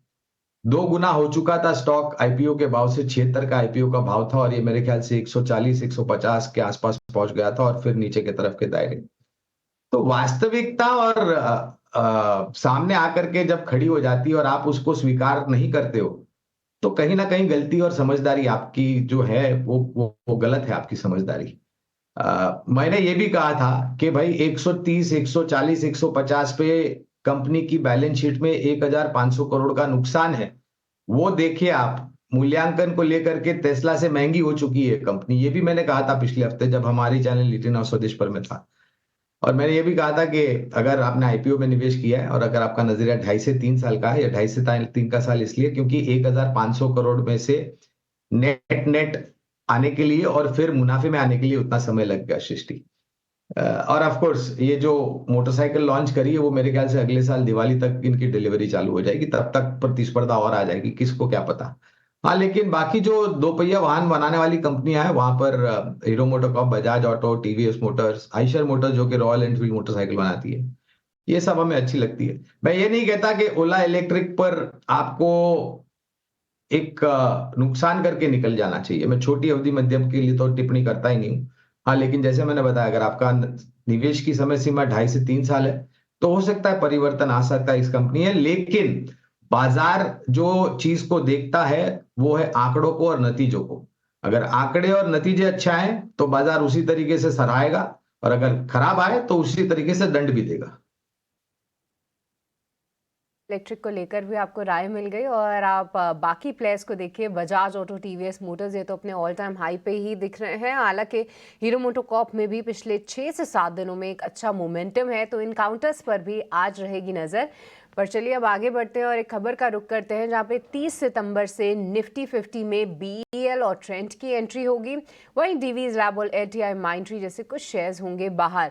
आइए और डिटेल्स लेते हैं और सौमित सरकार हमारे साथ जुड़ चुके हैं निफ्टी में जितनी भी हेर बदल हो रही है उसके बारे में विस्तार से बताने के लिए। सौमित, एनएससी ने अपने काफ़ी सारे इंडेक्सेस में कुछ चेंजेस किए हैं, जैसे कि निफ्टी 50 में ट्रेंट और बीएल इंक्लूड होंगे, जबकि एलटीआई माइंट्री और डीवीज लैबोरेटरी निफ्टी 50 से बाहर निकाल के निफ्टी नेक्स्ट 50 में इंक्लूड किए जाएंगे। तो इस चेंजेस के कारण जो इनफ्लो आउटफ्लो होगा, ट्रेंट और बीएल में करीब 340 टू 470 मिलियन यूएस डॉलर्स की इनफ्लो एक्सपेक्टेड है, जबकि डीवीज लैब और एलटीआई माइंट्री पर अगर नेट बेसिस पर अगर आप देखेंगे तो करीब 150 टू 190 मिलियन यूएस डॉलर्स के आउटफ्लोज एक्सपेक्टेड है। अब निफ्टी नेक्स्ट 50 की अगर हम बात करें तो वहाँ पे BHEL, JSW energy, Macrotech, NHPC और यूनियन बैंक इंक्लूड किए जाएंगे, और इस कारण जो इनफ्लोज होंगे वो करीब 30 टू 50 मिलियन यूएस डॉलर्स के हो सकते हैं। और आउटफ्लोज की अगर हम बात करें तो वहाँ पे Colgate, SRF, Marico, SBI card, Berger paints, ये सब निफ्टी नेक्स्ट 50 से बाहर निकल जा रहे हैं, जिसके कारण जो आउटफ्लोज होंगे वो करीब 20 टू 60 मिलियन यूएस डॉलर्स के आउटफ्लोज एक्सपेक्टेड है।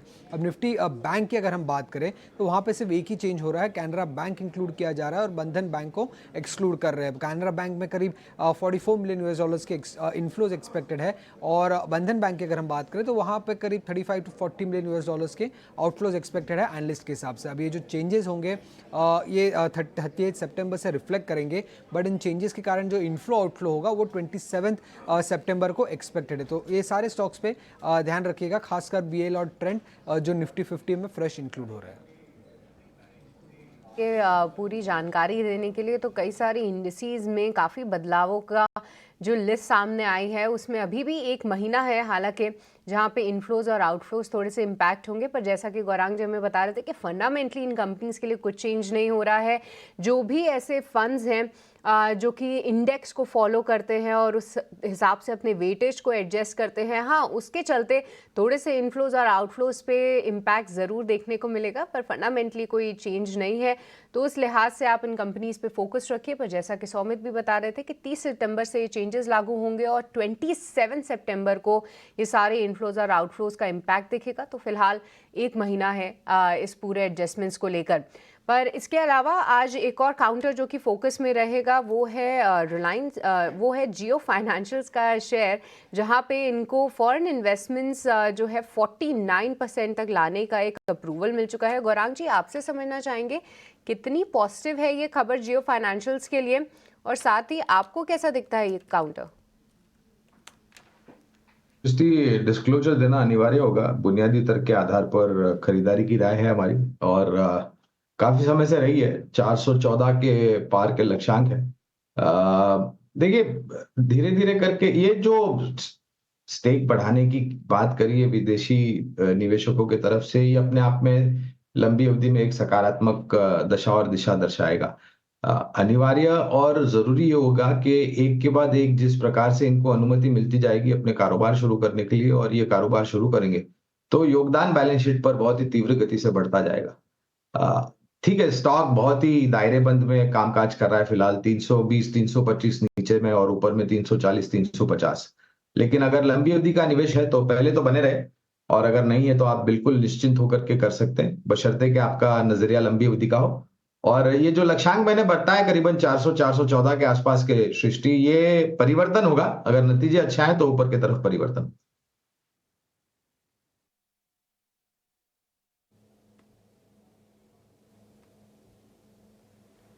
राइट, ठीक है। तो जियो फाइनेंशियल्स फिलहाल एक रेंज बाउंड ट्रेड करता हुआ दिख रहा है, पर इसके अलावा लंबी अवधि की निवेश की सलाह है गौरांग जी की तरफ से, तो इस पर आप ध्यान रखिए। पर जिस तरीके से हमने देखा कि अंबुजा सीमेंट में एक प्राइस एक्शन रहा, जहाँ पे जो ब्लॉक डील थी फ्राइडे को, उसके बाद जो लिस्ट सामने आई उसमें जीकेजी पार्टनर्स का नाम सामने आया। एक बार देवांग क्विकली आपसे टेक्निकल राय लेना चाहेंगे अंबुजा सीमेंट पे, कौन से लेवल्स यहाँ पे ध्यान रखें? आज अगर फ्लैट खुलता है तो क्या फिर से यहाँ पे एक बाइंग की अपॉर्चुनिटी मिलेगी? और इसलिए भी पूछ रही हूँ क्योंकि सभी सीमेंट काउंटर्स में एक अच्छा ट्रैक्शन है, जो खबरें हैं प्राइस हाइक को लेकर वो थोड़ी फेवर में जाती हुई दिख रही हैं। ऐसे में अंबुजा सीमेंट्स के लिए कौन से लेवल्स इंपॉर्टेंट हैं देवांग? अंबुजा सीमेंट की बात करें, डेली चार्ट पे स्टॉक एक हायर लेवल से हमने देखा कि एक नीचे करेक्शन देखने मिला था। तो ओवरऑल यहाँ से एक अराउंड 620 तक का सपोर्ट है स्टॉक के लिए, तो वहां तक अगर वो लेवल के आसपास सपोर्ट लेता है तब बाइंग के लिए देखना चाहिए। अपसाइड अराउंड लेवल ऑफ 650 का जोन है, वो एक स्ट्रॉन्ग रेजिस्टेंस फेस कर रहा है स्टॉक, तो अभी वेट एंड वॉच करना चाहिए स्टॉक के लिए। ठीक है, तो कुछ स्टॉक्स हम आपको फिर से बताते रहे हैं और आज भी हम आपके सामने वही बात रखेंगे भी। अब कुछ एक स्टॉक्स हम आपके सामने फिर से लेके आएंगे जिसका भरपूर फ़ायदा आपको मिलेगा, आप उसको अच्छे से नोटिस भी कीजिएगा और हम कोशिश करेंगे हम आपके सामने ब्रेकआउट वाले स्टॉक्स भी लेके आएँ। एक बार ज़रा दिखाइएगा वापस से पिरामिड एंटरप्राइजेस, और मैं दिवांग से एक बार ज़रा उसके बारे में पता करूँगा। दिवांग, जब तक आप देखिए पिरामिड एंटरप्राइजेस, मैं स्क्रीन पर आपके पिरामिड लेके आ रहा हूँ और ज़रा एक इंटरेस्टिंग स्टॉक और भी है कुछ, वो भी हम आपके सामने भी रखेंगे, आपको स्क्रीन पर भी नोटिस हो जाएंगे। तो पिरामिड एंटरप्राइजेस 1000 के ऊपर की वापस से क्लोजिंग मिली है और 1000 के ऊपर का क्लोज होने का मतलब है कि शेयर फिर से एक ठीक ठाक से बुल रन के अंदर वापस से पार्टिसिपेट कर रहा है एंड आई होप कि ये चल जाएगा। 1000 के ऊपर की अच्छी क्लोजिंग पिरामिड एंटरप्राइजेस की। आपको ध्यान है एक रिपोर्ट आई थी, इस रिपोर्ट ने इस शेयर को वापस तोड़ दिया था, लेकिन अब फिर से इस शेयर के अंदर एक तेज़ मोमेंटम और एक अच्छा मोमेंटम आपको देखने को मिल सकता है। ये 7 दिन में देखिए करीब 19% बढ़ा है ये 7 दिन में, और ये जो 882 वाला भाव है ना, ये वही भाव है जिस दिन रिपोर्ट आई थी। एक्चुअली में गैप हो गया था, गैप डाउन हुआ था, लेकिन उसके बाद रिकवरी काफ़ी फास्ट है। 14 तारीख से लेकर 23 तारीख के बीच में अगर 1-2 दिन आगे छुट्टी पुट्टी का भी आप डाल दें तो 7 डेज़ में 20% का गेन वापस से पिरामिड एंटरप्राइज पे 1000 के ऊपर की क्लोजिंग है। ये चार्ट अपने आप में काफ़ी इंटरेस्टिंग है, किसी वजह से मैं अपनी स्क्रीन का चार्ट आपकी यहाँ पे नहीं लेके आ पा रहा हूँ, लेकिन अगर आप इसको नोटिस कर रहे होंगे तो ये अच्छा एक बढ़िया इन्वेस्टमेंट कॉल है। मैंने लास्ट टाइम भी आपको बताई थी, इन्वेस्टमेंट्स कॉल वाले शेयर्स आराम से पकड़ के बैठिए। आप कोई आपाधापी मत कीजिए, कोई मार्केट के साथ रेस मत कीजिए, अच्छे शेयर्स पकड़ के बैठिए। दिवांग, एक बार आपकी रिकमेंडेशन, आपको ये शेयर ठीक लग रहा है क्या पिरामिड एंटरप्राइजेस? पिरामिड पीएल की बात करें तो यार डेफिनेटली स्टॉक्स एक सपोर्ट पर हम देखे, डेली चार्ट पे एक bullish reversal candlestick pattern formation किया था और अपसाइड रिज्यूम किया है। इवन स्टॉक्स ने हम देखा जाए तो डेली चार्ट पे एक ब्रेकआउट देखने मिला है। आई थिंक यहाँ से अभी भी अपसाइड देखने मिल सकता है, अराउंड 1110-1120 तक के जोन स्टॉक्स में शॉर्ट टर्म में देखने मिल सकते हैं। सपोर्ट यहाँ पे रहेगा 1010 का, तो ये स्टॉप लॉस से स्टॉक में एंटर बाय कर सकते हैं और जिनके पास वो बने रह सकते हैं। ठीक है, तो ये एक शेयर हो गया और सर ने भी ऑलरेडी आपको लेवल्स बता दिए। अब लेवल्स की बाकायदा स्टैंपिंग भी हम आपके लिए कर देते हैं ताकि आप इसको नोटिस कर पाएँ। पिरामिड एंटरप्राइजेस के चार्ट आगे हैं स्क्रीन पर, मैं 1 मिनट के लिए इसको वापस से दिखा देता हूँ। किसी वजह से मैं नहीं दिखा पाया था पहले अभी आपको, लेकिन एक बार ज़रा मेरी स्क्रीन अब शेयर कीजिएगा तो मैं फिर से इसको नोटिस करा देता हूँ आपको। ये चीज़ पहले से ही हमने बता रखी है, एक फनल है, फनल्स का ब्रेकआउट है, ये अपने चार्ट में आप देख पा रहे हैं। इसी जगह पर पहले भी मैंने आपको नोटिस करवाया था, बट अनफॉर्चुनेट पार्ट उस समय ये हुआ कि थोड़ा एक रिपोर्ट आ गई थी, फिर से हम उसी गैप के अंदर चले गए थे, लेकिन उसके बाद फिर से स्ट्रॉन्ग कैंडल। अगर आपको थोड़ा और वाइड करके दिखाऊँ ना तो आप देखेंगे आपको अच्छा भी लगेगा कितनी स्पीड से गिरा। ये जो रेड कैंडल है ये एक्चुअली में वही वाली प्रॉब्लम है जो एक रिपोर्ट थी, लेकिन सेम डे ही वो कवर हुआ और उसके बाद शेयर रुका नहीं, अपने प्रीवियस रेजिस्टेंस को भी ब्रेक कर दिया और उसके ऊपर क्लोजिंग की है। ये एक फ्यूरियस शेयर की पहली पहचान होती है कि वो डिप में 1 घंटा 1 दिन भी नहीं रुक पाएगा और उसको वहाँ से चलना वापस है। अब क्या रिपोर्ट में गलत बात लिखी थी या शेयर गलत कर रहा है? कुछ ना कुछ तो हुआ है ना ऐसा, तो ये एक चीज़ ध्यान है। एक शेयर में आपको और नोटिस करा देता हूँ, वो एक्चुअली है स्लो मूवर बट उसकी वैल्यूएशन ठीक है और उसके अंदर भी 1000 वाला ही कॉल है और वो टाटा केमिकल्स की बात कर रहा हूँ मैं। आप देखेंगे बड़ा अच्छा कंसोलिडेशन फिर से इसके अंदर हुआ है। और मैं एक और चीज़ बता देता हूँ, ये आप कोट कर लीजिएगा, अगर आपको लग रहा है कि आपसे नहीं हो पाएगा तो ये आपके लिए शेयर नहीं है। वो शेयर है टाटा केमिकल्स का। टाटा केमिकल्स जब तक बेस अच्छे से बनाए बैठा है, जब तक ये आपका पेशेंस को टेस्ट करवाएगा, ध्यान रखिएगा। ये 1060, 1070 मैं आपको कहूँ तो एक लाइन खींच दूँ आपके लिए, तो ये मैं एक लाइन आपके लिए नोटिस करवा लेता हूँ मैं, आप ज़रा यहाँ पे नोटिस कीजिएगा।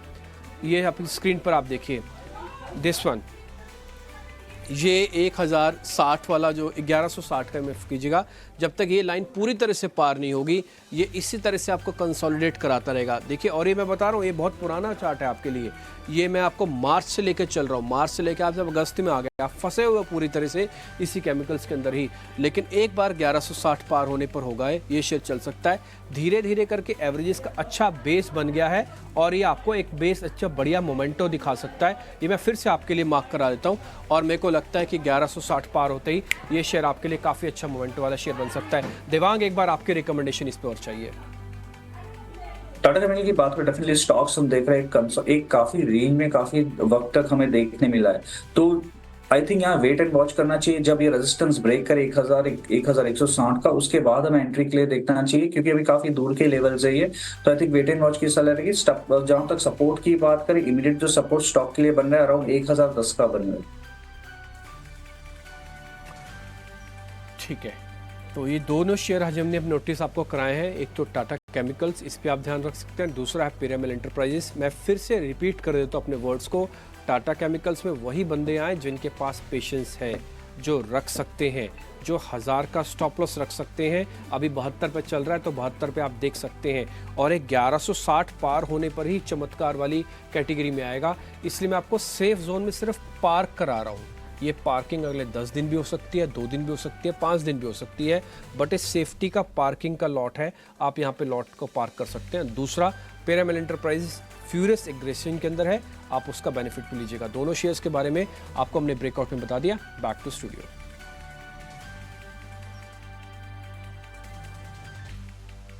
ये तमाम शेयर जो डिम्पी ने आपको बताए हैं ब्रेकआउट वाली ये कैंडिडेट्स हैं, और पूरे लॉजिक के साथ, चार्ट के साथ आपको समझा दिया गया है कि कौन से लेवल क्रूशियल हो सकते हैं इन स्टॉक्स के लिए।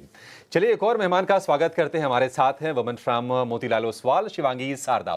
शिवांगी, बहुत शुक्रिया आपका समय देने के लिए। स्वागत है आपका टी9 स्वदेश पर। 9 बज भी गए हैं।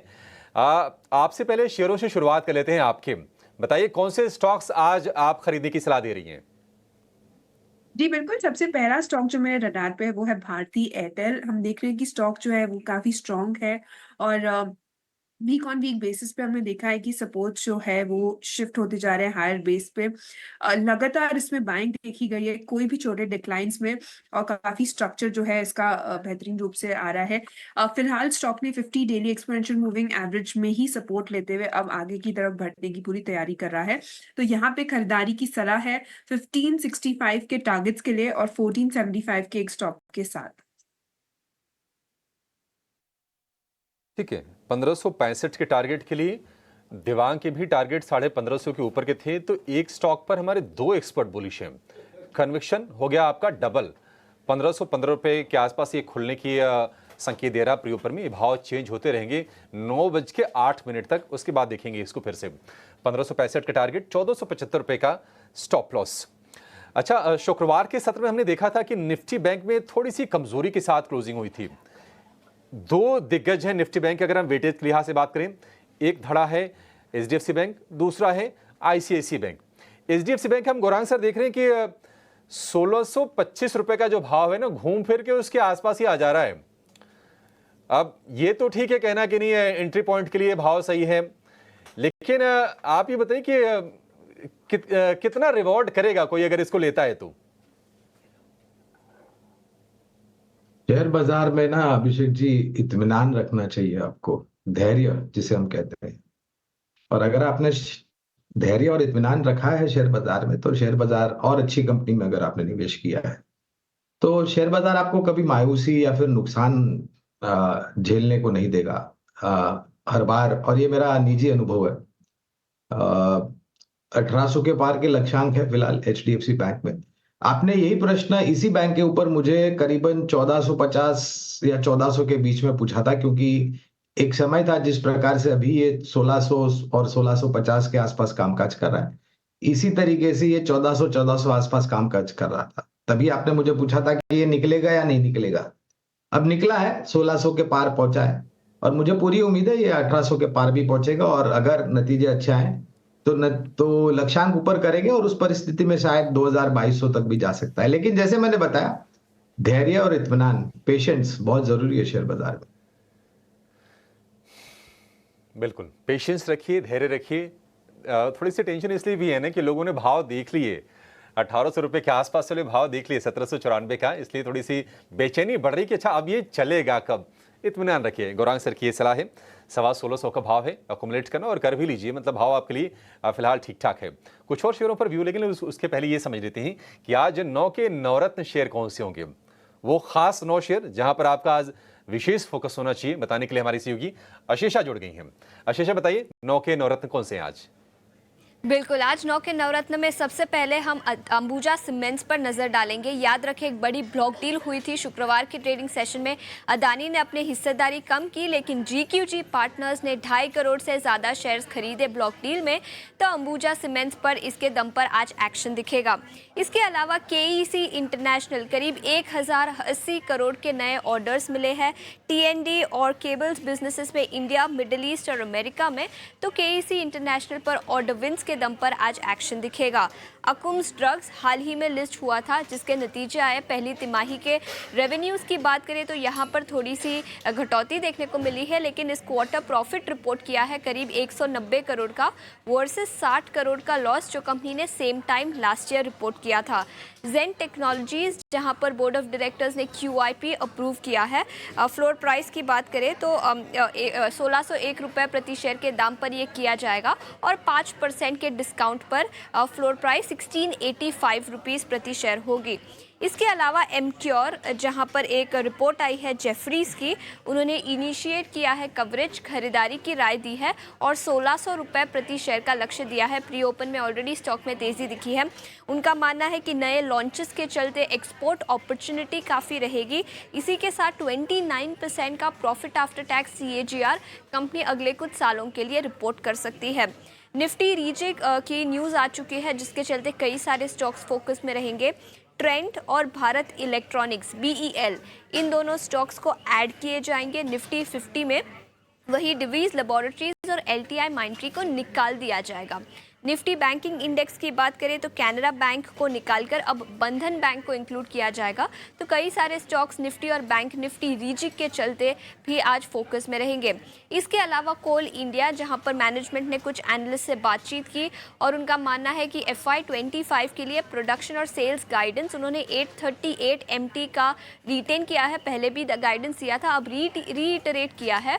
और उनका मानना है कि कैपेक्स के लिए करीब 40% का कैपेक्स अब नॉन कोल के लिए इस्तेमाल किया जाएगा। तो कोल इंडिया पर भी अपनी नज़र रखें। इसके अलावा सारेगामा, यहाँ पर भी मैनेजमेंट ने कुछ बातचीत की एनालिस्ट के साथ। उनका मानना है कि 25 से 26% का रेवेन्यू कंपनी अगले कुछ सालों के रिपोर्ट कर सकती है। तो मैनेजमेंट ने कुछ गाइडेंस दी है और उनका मानना है कि कोर बिजनेस लाइसेंसिंग में भी 23% का CAGR ग्रोथ कंपनी रिपोर्ट कर सकती है। नौवें स्टॉक बिग बोल्ड ब्रोकरेज में हम आज बात करेंगे बंसल वायर्स की। इन्वेस्टिक की रिपोर्ट आई है, इनिशिएट किया है कवरेज, खरीदारी की राय दी है, 440 रुपये प्रति शेयर का लक्ष्य दिया है। उनका मानना है कि अर्निंग्स ग्रोथ पोटेंशियल काफ़ी अच्छा है कंपनी का और 40% का EBITDA CAGR कंपनी रिपोर्ट कर सकती है। इसके चलते बंसल वायर्स में भी आज एक्शन दिखेगा। ठीक है, ये तमाम शेयर आज एक्शन दिखाने के लिए तैयार हैं। आशीषा, बहुत शुक्रिया आपका। एक शेयर जिसको लेकर खबर बहुत दिनों के बाद आई है या फिर हम नोटिस भी, मैनेजमेंट ने 25 से 26% के रेवेन्यू ग्रोथ का गाइडेंस दिया है। ये बहुत सॉलिड ग्रोथ का गाइडेंस है। आपको बता दें कि कंपनी के पास करीब करीब 1,60,000 गानों का कलेक्शन है। गौरांग सर, आप जरा सारेगामा के बारे में व्यू दीजिए। अगर इस साल की बात करें 40% के आसपास ये शेयर चल चुका है, यहाँ से आप कितनी ग्रोथ देख रहे हैं और क्या ये शेयर है लॉन्ग टर्म के लिए लेकर रखने वाला? अभिषेक जी, कवरेज नहीं होने के कारण हम विशेष रूप में तो टिप्पणी नहीं कर पाएंगे, क्योंकि हम प्रतिबद्ध हैं जो नियम बने हैं उसके अनुसार। हाँ, लेकिन एक छोटी मझौली श्रेणी का ये शेयर है। अगर नतीजे अच्छे आते हैं और खबरें अच्छी आती हैं तो शायद सकारात्मक असर आ सकता है। सीधे सीधे हम टिप्पणी नहीं कर पाएंगे क्योंकि कवरेज नहीं है।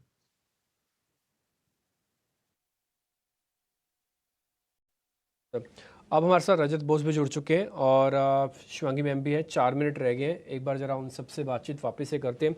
रजत सर, अपने शेयर्स आप बता दोगे, फिर हम स्टॉक एक्सप्रेस को शुरू करेंगे शिवांगी जी के साथ। पहले आप अपने ज़रा शेयर्स बता दीजिए, कौन से हैं आपके ट्रेड। देखिए, मैंने जो चुना है उसमें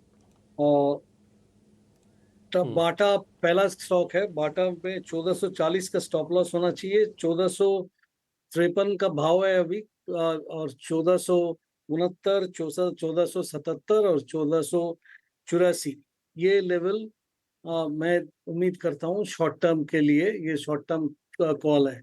इसके अलावा है टाटा टेक्नोलॉजीज। टाटा टेक्नोलॉजीज का खासियत ये है कि ये एकदम बॉटम से ऊपर चलने की मूविंग एवरेजेस, ऑसिलेटर्स, सब कुछ इसके साथ दे रहा है टेक्निकली, तो ये ऊपर चलेगा। अभी भाव है 1053 में, तो 1064, 1081 और 1097 का तीनों टारगेट दिया है। इसमें स्टॉप लॉस आप एनीवेयर बिटवीन 1030 एंड 1015 इसके बीच में लगा सकते हैं। फाइनली एक टाटा ग्रुप का और एक सॉफ्टवेयर स्टॉक टाटा एलेक्साई, उसमें मैंने 7025 का स्टॉप लॉस रखा है और ऊपर में 7330 और 7418। ये भी शॉर्ट टर्म हम जब शॉर्ट टर्म बोलते हैं तो मान लीजिए कि 5 हफ्ता से लेके 2 महीने तक। ठीक है, डन सर। सर, ये टाटा टेक जो अभी आपने शेयर बताया ना, जिसपे हमने स्टैंपिंग भी की है अभी, ये शेयर हमने भी सर कल ब्रेकआउट के अंदर डाला था और उसके बाद से अच्छा चला भी है, वॉल्यूम वगैरह भी आया है। आपने भी ऑफकोर्स वॉल्यूम को भी नोटिस किया होगा। एक बार ज़रा मेरी स्क्रीन दिखा सकते हैं आप। ये देखिए, रिसेंटली रजिस्टर्ड था दिसंबर वाला, और हमने कल बताया था आपको कि पहली बार हमको ऐसा मौका मिल रहा है जब ये अपना बेस बनाने के बाद अपनी एवरेजेस को ठीक करके ये ब्रेकआउट करने की तैयारी कर रहा है। आपके सामने मैंने ड्रॉ करके दिखा दिया डेली चार्ट, और आप इसको ज़रा नोटिस कीजिएगा। और यही बात आपको अभी थोड़ी देर पहले रजत सर भी नोटिस करा रहे हैं। नीचे वॉल्यूम वाला पैटर्न देखेंगे तो आपको खुद से आइडिया लग जाएगा कि देखिए वॉल्यूम किसी के अंदर क्या शानदार वॉल्यूम है, और इस तरह की वॉल्यूम बार आपको पूरी तरफ से एब्सेंट मिलेंगी जब से लिस्ट हुआ है। खैर, एनी हाउ 2 मिनट रह गए। शिवांगी शारदा, फटाफट से 2-4 शेयर मैं आपसे पता करना चाह रहा हूँ, जरा जल्दी जल्दी बताते जाइएगा, फिर इसको हम कंप्लीट करेंगे। मैम, आज खुलते ही पीडीलाइट को प्लस करना है क्या? पीडीलाइट खुलते ही जी, पीडीलाइट की अगर हम बात करें यहाँ पे स्टॉक में पिछले लगातार हम देख रहे हैं कि 12 हफ्तों से कंसोलिडेशन दिखाया है। कोई साइंस ऑफ रिकवरी तो अभी नहीं फिलहाल देखने को मिल रही है, तो हम थोड़ा वेट एंड वॉच करेंगे। वेट एंड वॉच करेंगे, छोड़ दो। फोर्टिस खुलते प्लस करूं मैम? फोर्टिस खुलते प्लस करूं?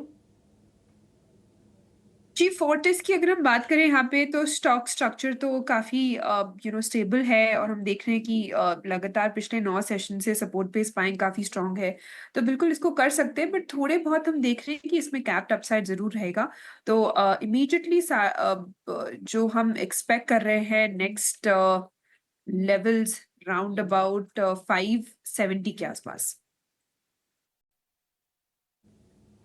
ठीक है, स्टॉप लॉस क्या रखना होगा अगर 570 टारगेट है तो?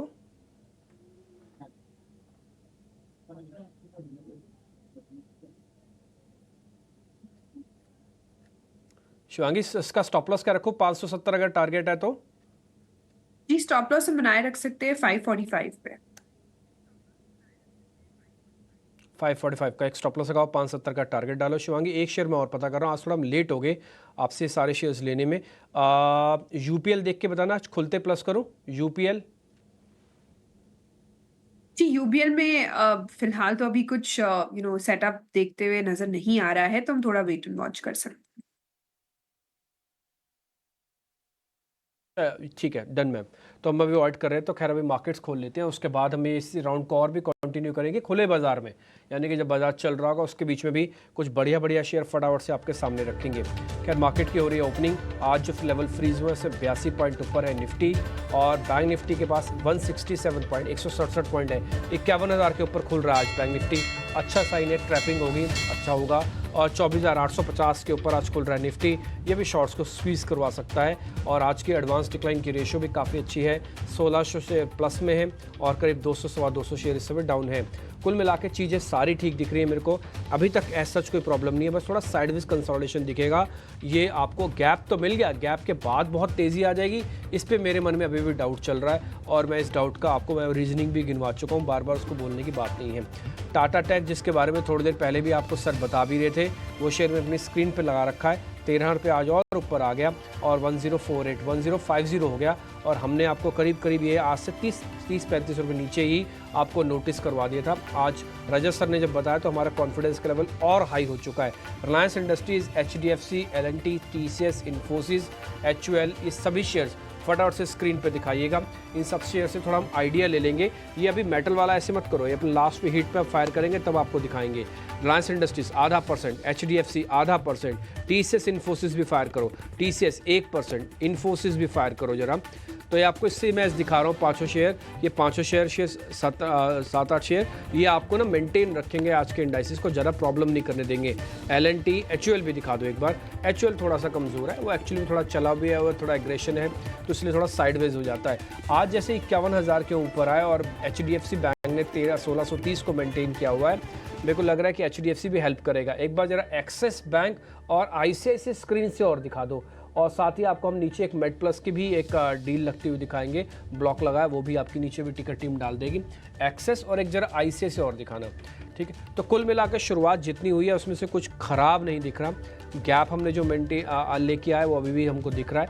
इंडिया विक्स करीब 1.5 से 2% ऊपर है, बट ये 15 और 13 तक कुछ नहीं होगा। 15 के ऊपर फियर बढ़ेगा, 13 के नीचे और डलनेस बढ़ जाएगी, लेकिन फिलहाल अभी हम 13 से 15 के बीच में नियर अबाउट 14 चल रहे हैं, तो कुछ खास बड़ी बात नहीं है। ये 12% इक्विटी का जो सौदा मेड प्लस पे हुआ है ये हमने आपके लिए डाल दिया और ये बड़ा सौदा है। इसकी कुल वैल्यू करीब 800 करोड़ रुपए के आसपास की है और ये छोटी बात नहीं है। मैं मेड प्लस का भी आपको मैं मार्केट कैप एक ही मिनट में चेक करके बताता हूँ और उसमें अगर 800 करोड़ रुपए का इक्विटी लगी है तो फिर आपको उसी से आइडिया लग जाएगा।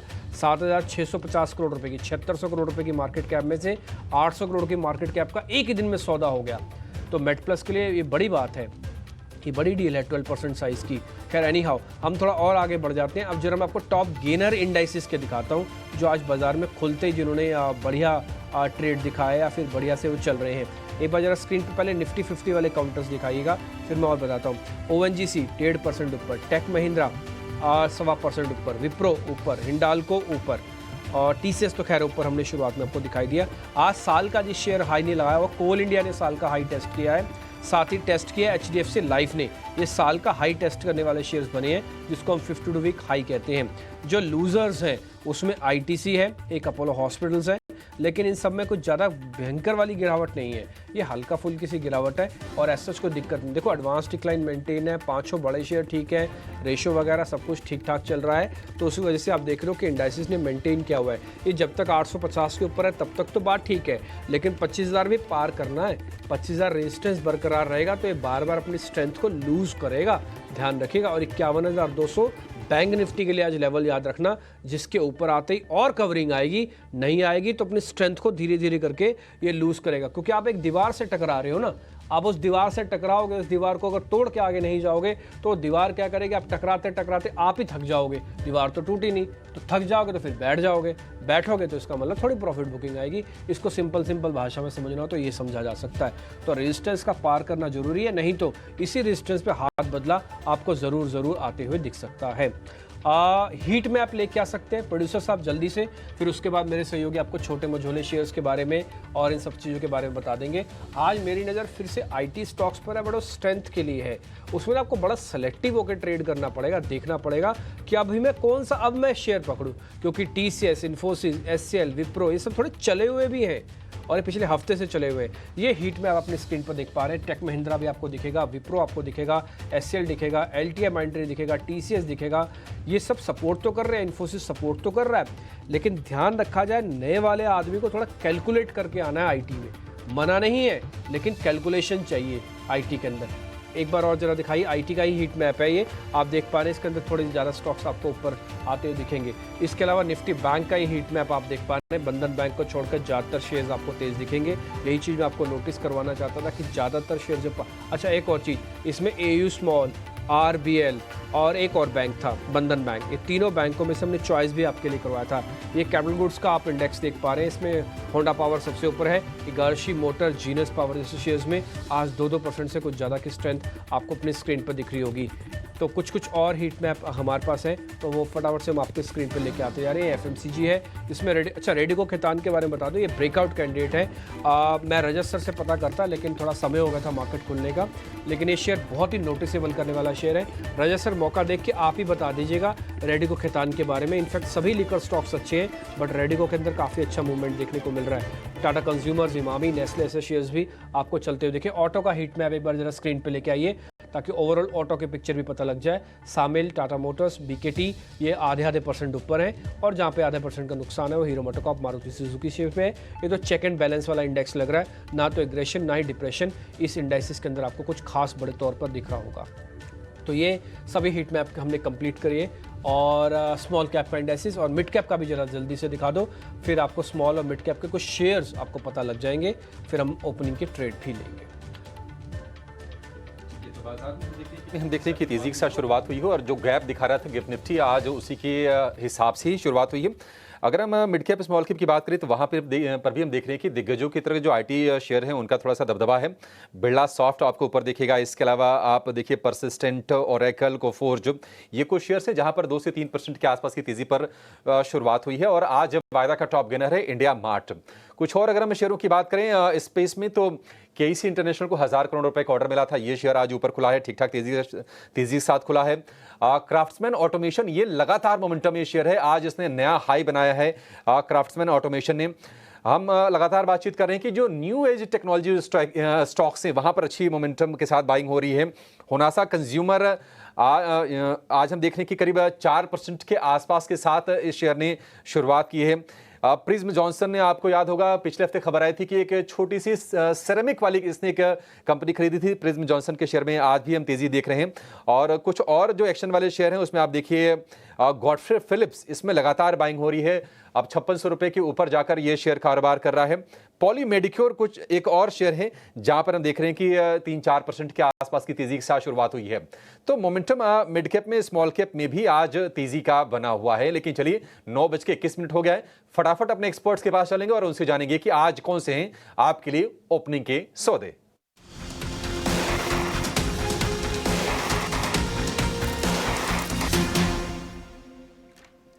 तो चलिए हमारे सभी एक्सपर्ट से शुरू करते हैं उनकी ओपनिंग कॉल्स लेना। और रजत जी, आपसे शुरुआत करना चाहेंगे, बताइए ओपनिंग के बाद कहाँ पे है आपकी नज़र और कहाँ पे ले सकते हैं फ्रेश ट्रेड्स? देखिए, मैं जो अभी अभिषेक जी ने जो इसका जिक्र किया है गॉडफ्रे फिलिप्स, उसमें मुझको एक बुलिश फ्लैग या bullish belt hold, anyway it's a bullish pattern, so ऊपर की तरफ जाने की संभावना दिख रहा है। कुछ दिनों पहले ये 4700 से बहुत अच्छी मूवमेंट दिया है, अभी वो कंटिन्यूएशन मूवमेंट होने की गुंजाइश है। तो अभी 5670 पे है, ऊपर में 6000 तक तो जाएगा, ऐसा तो उम्मीद करना ही चाहिए, उसके आगे भी बढ़ सकता है। और कल मतलब शुक्रवार के दिन का जो लो है वो लो 5380 पे है, या तो उस लो के नीचे या 5500 के नीचे स्टॉप लगा के इसमें आप काम कर सकते हैं। इसके अलावा ये जो रेडिको खैतान का बात हुआ थोड़ी देर पहले, डिम्पी जी जो बात कर रहे थे, उसमें भी एक अच्छी ब्रेकआउट की संभावना दिख रहा है। लेकिन आज के दिन का मूवमेंट बहुत ही महत्वपूर्ण है, इसीलिए कि आज ये ऊपर में ऐसा एक स्पिनिंग टॉप टाइप का पैटर्न दिखाएगा, या एक अच्छी ग्रीन कैंडल या व्हाइट कैंडल, जो भी आप बोलना चाहते हैं, उस साइड पर अगर मिले तो इसमें जो ब्रेकआउट होगा, क्योंकि ये अभी वो लिकर सेगमेंट को लीड करता है। यूनाइटेड स्पिरिट्स बोलिए या ग्लोबल स्पिरिट्स बोलिए, वो इतना अच्छा नहीं लग रहा है जो कि रेडिको ने दिखा रहा है। रेडिको खैतान लिकर स्पेस में से इंटरेस्टिंग लग रहा है, पर इसको थोड़ा सा वेट एंड वॉच आपको ज़रूर करना है। आज इस तरीके का प्राइस मूवमेंट है उसको आप ट्रैक करते रहिए। एक ब्रेकआउट स्टॉक, बेहतरीन ब्रेकआउट स्टॉक ये बन सकता है, तो इस काउंटर पे रखिए नज़र। पर इसके अलावा गॉडफ्रे फिलिप्स ज़बरदस्त एक्शन में है ये काउंटर, पर 6000 तक ये काउंटर जाने का दमखम रखता है, तो इस पर भी आप फोकस करिए। पर शिवांगी, अब आपसे जानना चाहेंगे, बताइए आपके कहाँ पे हैं ओपनिंग के ट्रेड्स, और साथ ही कोई अपडेट है शिवांगी तो वो भी शेयर कीजिएगा। जी बिल्कुल, ओपनिंग के लिए मैंने चुना है इंडिया मार्ट। यहाँ पे हम देख रहे हैं कि अच्छे लॉन्ग्स यहाँ पे एडिशन होते हुए दिख रहे हैं स्टॉक में, एंड ओपनिंग भी इसका काफी पॉजिटिव रूप से नजर आया है। पूरे इस स्पेस में काफी एक अच्छा एक्शन है, टेलविंड है, जो कि ये स्टॉक को सपोर्ट करते हुए दिखेगा। तो यहाँ पे मेरी राय है कि हम खरीदारी के मौके ढूंढे। 3090 के टारगेट्स नेक्स्ट बनते हुए दिख रहे हैं 2910 के एक स्टॉक के साथ। यहाँ पे आप रखिए नज़र, क्योंकि खुलने के बाद ही एक ज़बरदस्त मोमेंटम में काउंटर आते हुए दिखा। और आप देखिए यहाँ पे अभी भी शिवांगी की कॉल है, 3090 के टारगेट्स दे रहे हैं, 2910 का यहाँ पे आपको स्टॉप लॉस लगाना है, तो इस स्टॉक पर भी आप फोकस रखें। पर इसके अलावा गौरांग जी, एक राय आपसे, जितने भी ये काउंटर्स हैं, ब्रोकरेज रिलेटेड स्टॉक्स हैं, आप मोतीलाल ओसवाल की बात कर लीजिए, एंजल वन, ईडलवाइस फाइनेंशियल्स, इनमें से गौरांग जी कोई स्टॉक जो कि आपको वैल्यूएशंस के लिहाज से पसंद आता हो, क्योंकि कई दिनों से ये काउंटर्स भी जो है फिर से एक मोमेंटम में ज़रूर आए हैं। हाँ, उत्तर देने से पहले मेरा बायोडाटा आपको भेजना पड़ेगा, क्योंकि अगर इसका उत्तर दे दूंगा तो मुझे मेरी नौकरी में से इस्तीफा देना पड़ेगा। तो विशेष रूप में तो टिप्पणी हम करेंगे नहीं, नहीं क्योंकि ये नहीं, जी जी, मैं प्रतिस्पर्धा समझ वाला रही हूँ, क्षेत्र मुझे है। लगा कि आप लेकिन एक चीज मैं बिल्कुल कहना चाहूंगा। हाँ, बोलिए बोलिए। नहीं नहीं, मैं समझ रही हूँ, और मुझे ऐसा लगा था कि आप अपनी फर्म के अलावा बाकी किसी पे राय दे सकते हैं, पर अगर नहीं दे सकते गौरांग जी तो वो एकदम हम रिस्पेक्ट करेंगे, ऐसा कोई बात नहीं है। नहीं, लेकिन मैं क्षेत्र के ऊपर बात करना चाहूंगा। ये जो पूरा ब्रोकिंग क्षेत्र है, या फिर जो भी कंपनियां शेयर बाजार से जुड़ी हैं सृष्टि, चाहे वो फिर प्लेटफॉर्म प्रोवाइडर हो जैसे बीएसई, ये सिर्फ नाम ले रहा हूं, कोई राय नहीं दे रहा निवेश करने के लिए, क्योंकि आपने प्रश्न पूछा है। तो फिर भले फिर वो प्लेटफॉर्म प्रोवाइडर हो जैसे बीएसई, भले फिर वो सर्विसेज प्रोवाइडर हो जैसे सीडीएसएल जो डिपॉजिटरी सर्विस प्रोवाइड करती है, या फिर इंटरमीडिएटरीज हो जैसे ब्रोकरेज हाउसेस। आप अगर ये सोचते हैं कि शेयर बाजार हमारे भारतवर्ष का आने वाले 3 साल, 5 साल, 10 साल तक, जैसे जैसे हमारा भारतवर्ष देश उन्नति करता जाएगा, वैसे वैसे शेयर बाजार भी आगे बढ़ता जाएगा। तो अगर ये आपकी सोच है, ये आपका अगर नजरिया है, तो शेयर बाजार अगर अच्छा करता है तो शेयर बाजार से जुड़ी हुई कंपनियां भी अच्छा करेगी, बशर्ते कि वो सक्षम और मजबूत हो। तो मैं क्षेत्र के ऊपर बात कर रहा हूं, और ये जो मैंने बताया ये सिर्फ एक उदाहरण के तौर पे कंपनियों का नाम लिया है, ये कोई विशेष राय नहीं है निवेश करने की। ऑल राइट, तो ये नज़रिया ब्रोकिंग काउंटर्स पे पर आप नज़र ज़रूर रख सकते हैं, क्योंकि कुछ दिनों से ये जो स्टॉक्स हैं काफ़ी मोमेंटम दिखा रहे हैं और इनमें भी एक अच्छा एक्शन है। पर जाइडस लाइफ साइंसेज हमने यहाँ पे शुरुआत में ही बात की थी ओपनिंग से पहले, क्योंकि एक काफ़ी मेजर नेगेटिव न्यूज़ फ्लो जो है इस काउंटर के लिए आया है कि इनके कंपेटिटर टेवा ने एक इनकी one of the key drugs का जो उनको अप्रूवल मिला है, उसके साथ 180 दिनों की एक्सक्लूसिविटी राइट्स भी मिली है, जिसके चलते जाइडस लाइफ साइंसेस के फाइनेंशियल्स पे एक इम्पैक्ट ज़रूर हो सकता है। और आप देखिए स्टॉक में लगभग 6% का अब जो कट है। आप जाइडस वेलनेस दिखा रहे हैं डायरेक्टर साहब स्क्रीन पे, पर जाइडस लाइफ साइंसेस अगर आप दिखाएंगे तो यहाँ पे 6% तक की गिरावट है। ये स्टॉक में कमज़ोरी है, और हमने इस पे राय भी ली थी देवांग से, जो उनका कहना था कि 1140 के जो लेवल्स हैं वो इम्पॉर्टेंट हैं, उसको यहाँ पे रिस्पेक्ट करना चाहिए। पर शिवांगी, और कितनी कमज़ोरी गहरा सकती है, और क्या आपको लगता है फार्मा स्पेस में जिस तरीके से पूरा ट्रैक्शन है, अब फिर से जो है थोड़ी सी बाइंग लौटनी चाहिए इन स्तरों से, या इन स्तरों पे थोड़ा स्टेबलाइज होना चाहिए, या चार्ट्स पे और वीक लग रहा है? फार्मा स्पेस की अगर हम बात करें, कुछ काउंटर्स यहाँ पे है जो काफी रेजिलिएंट है, और अभी भी तेजी दिखा रहे हैं ऐसे बाजार में। पर कई ऐसे काउंटर्स भी है, जैसे जाइडस लाइफ देख लिए आप, और भी काउंटर्स है जैसे एस्ट्रल, वो कई हफ्तों से वीकनेस दिखा रहे हैं, एंड यहाँ पे कोई साइंस ऑफ रिवर्सल नहीं है। तो यहाँ पे थोड़ी बहुत और प्रॉफिट टेकिंग देखने को मिल सकती है, और हमें इन काउंटर्स को अवॉइड करना चाहिए, क्योंकि फार्मा हाई बीटा काउंटर है काफी, तो इसमें स्विंग्स भी काफी रहते हैं, तो स्टॉप लॉसेस के साथ ही ट्रेड करें। तो फिलहाल जो है अवॉइड करना है आपको फार्मा काउंटर्स को। आज के लिए फिलहाल तो मोमेंटम में नहीं दिख रहे हैं ये सभी स्टॉक्स, क्योंकि फार्मा स्पेस से सन फार्मा, डॉक्टर रेड्डीज, इन सब में भी थोड़ी सी गिरावट ज़रूर हावी हो रही है। पर रजत जी, आज फिर से मेटल काउंटर्स ऊपर आ रहे हैं। मैं देख रही थी नाल्को यहाँ पे 2 से 2.5% तक की तेज़ी है। हिंडाल्को तो काफ़ी समय से एक अच्छे मूव में है। वेदांता भी करीब 1-1.5% की तेजी दिखा रहा है। रजत जी, क्या मेटल स्पेस में से कोई स्टॉक जो कि आपके रेडार पे आ रहा हो फिलहाल? देखिए, रेडार पे तो जिस नाम आपने पहले लिया वो है, लेकिन उसमें जो मूवमेंट अभी हुआ है उसके बाद में अभी थोड़ा करेक्शन हो रहा है कि ये था 900 के नीचे और अभी 1100 के ऊपर है, तो थोड़ी सी ये इसमें करेक्शन होने की गुंजाइश है। मैं तो कहूंगा कि 1100 से 1050 के बीच में इसको लेना चाहिए, 1000 के नीचे स्टॉप लगा के। और हिंदुस्तान कॉपर भी मुझको लगता है कि वो भी अच्छा चलने की उसमें भी पॉसिबिलिटीज है कि वो अच्छी मूवमेंट देगा। इसमें वो उछाल अभी तक आया नहीं, लेकिन ये अपना 50-डे मूविंग एवरेज को क्रॉस करके अभी 322 पे है।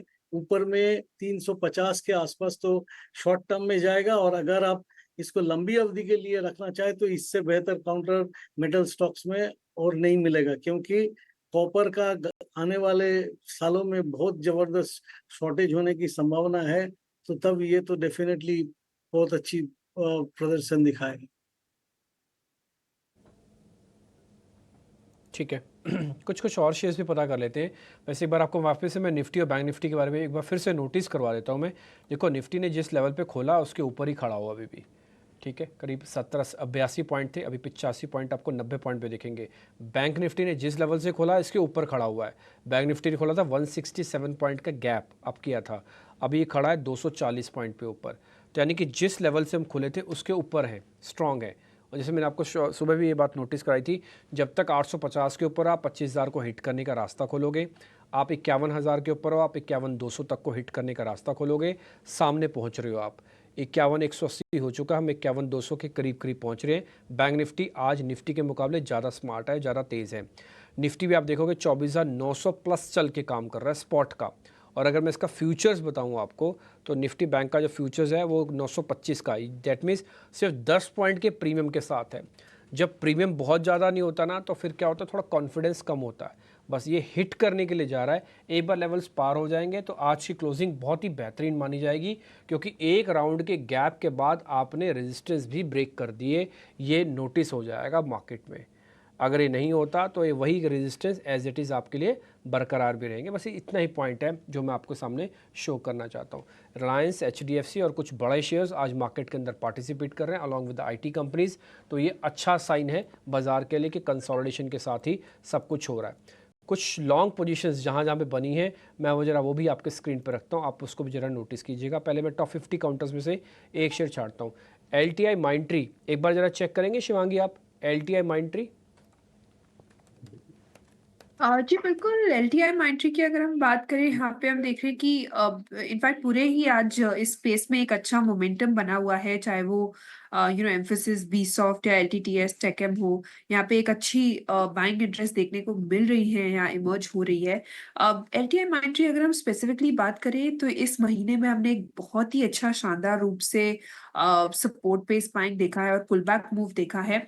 स्टॉक ने फिलहाल पिछले 4 दिनों के कंसोलिडेशन के बाद वापस अब अच्छी तैयारी कर रहा है मूव करने की। तो यहाँ पे बिल्कुल हम नेक्स्ट टारगेट्स जो है वो एक्सपेक्ट कर सकते हैं राउंड अबाउट 6,000 के आसपास के, एंड 5,600 के एक सपोर्ट को ध्यान रखें। LTI माइंट्री के अंदर अगर आप फ्यूचर वाली प्लेट देखेंगे ना, तो आपको दिखेगा यहाँ पे ओपन इंटरेस्ट वगैरह काफ़ी अच्छा बना हुआ है। तो प्राइस एक्शन ऑलरेडी काफ़ी अच्छे से चल भी रहा है और भी आ सकता है। तो ये आप फ्यूचर्स की प्लेट देख पा रहे हैं, 3.5 से 4% का OI एडिशन है शुरुआत में ही, अभी खुलते ही। और अभी हमारी जो सीरीज़ की क्लोजिंग है वो एक्सपायरी भी है, बट अभी वो थोड़ा दूर है, अभी तो है इस हफ्ते, नेक्स्ट इस वीक है, लेकिन इस वीक में भी थोड़ा समय है, आज तो सोमवार है, ठीक है। अब हम थोड़ा और आगे, अच्छा ये सारे शेयर मैं इसलिए भी नोटिस कर रहा हूँ, अब जो भी आप शेयर्स लेंगे ना, कोशिश करना अगस्त की सीरीज़ को छोड़ के सैप वाली सीरीज़ यानी कि सितंबर वाली सीरीज़ में अंदर आना, क्योंकि फिर ये अगर ये सभी आप माल जो भी गेस्ट आपको फ्यूचर्स में बता रहे हैं लेने के लिए, वो नेक्स्ट सीरीज़ लेना सितंबर वाली, उसमें 2-4 रुपये का ऊपर नीचे होगा प्रीमियम वगैरह, वो आप थोड़ा कैलकुलेट करके देख के समझ के ही आप बढ़ना थोड़ा आगे। एक शेयर और मैं ज़रा चेक करवाता हूँ जहाँ पे लॉन्ग पोजीशंस में अच्छा बिल्डअप है और वो शेयर चल भी सकता है। नौकरी एक बार ज़रा लेके आना। नौकरी भी है और एक और शेयर है मैरिको भी है। नौकरी लेके आओ पहले आप। नौकरी एक बार रजत सर इसको चेक करना जरा आप। नौकरी को 7500 पे चल रहा है। इन्फो एज होगा सर। देखिए नौकरी तो अप ट्रेंड में है ही। अभी आज के दिन अच्छी मूवमेंट दे रहे हैं, 7509 का है। ऊपर में 3 दिन पहले जो टॉप बनाया था वो है 7570, वो तो मिनिमम टारगेट रहेगा। और ये जो 7570 का लेवल क्रॉस करने से 7600 की 7600 का लेवल भी तोड़ के ऊपर जाएगा। इसमें कोई भी डिप में आप बाय कर सकता है। सिंपल सा चीज, इसमें 9 डे एक्सपोनेंशियल मूविंग एवरेज को आपका नीचे की लेवल मान के जब भी डिप मारे तो उसको लीजिए, क्योंकि इसका यही पैटर्न है। बॉलिंजर बैंड की अपर बैंड इसको रेजिस्टेंस देता है और 9 डे एक्सपोनेंशियल इसको सपोर्ट देता है। तो जब भी उसी के पास पास आता है तो लेना चाहिए। अभी हाल ही में भी वो लेवल टेस्ट हुआ है। आज 7492 में भी आप खरीदारी कर सकते हैं।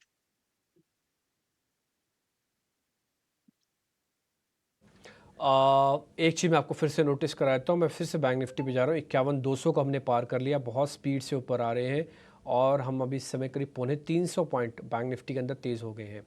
और निफ्टी के अंदर भी हम 124 पॉइंट ऊपर आके ऑलमोस्ट 24,950 पर आ गए हैं। तो सिर्फ हम 50 पॉइंट दूर हैं 25,000 से भी।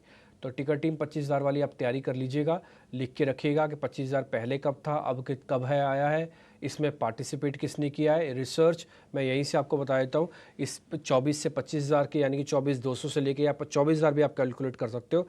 तो 24,000 से 25,000 हमने कितने दिनों में पाया, इसके अंदर सेक्टर कौन कौन से चले और उसके सुपरस्टार शेयर कौन से थे या इसके फ्लॉप शेयर्स कौन से हैं। ये 3-4 चीज़ें निकाल के रखिए ताकि 24 से जब 25,000 होगा तो ये सारी की सारी इन्फॉर्मेशन दर्शकों तक पहुँचनी चाहिए, उनको ज़्यादा मेहनत ना करनी पड़े, ये हम ही करके दे देंगे उनको।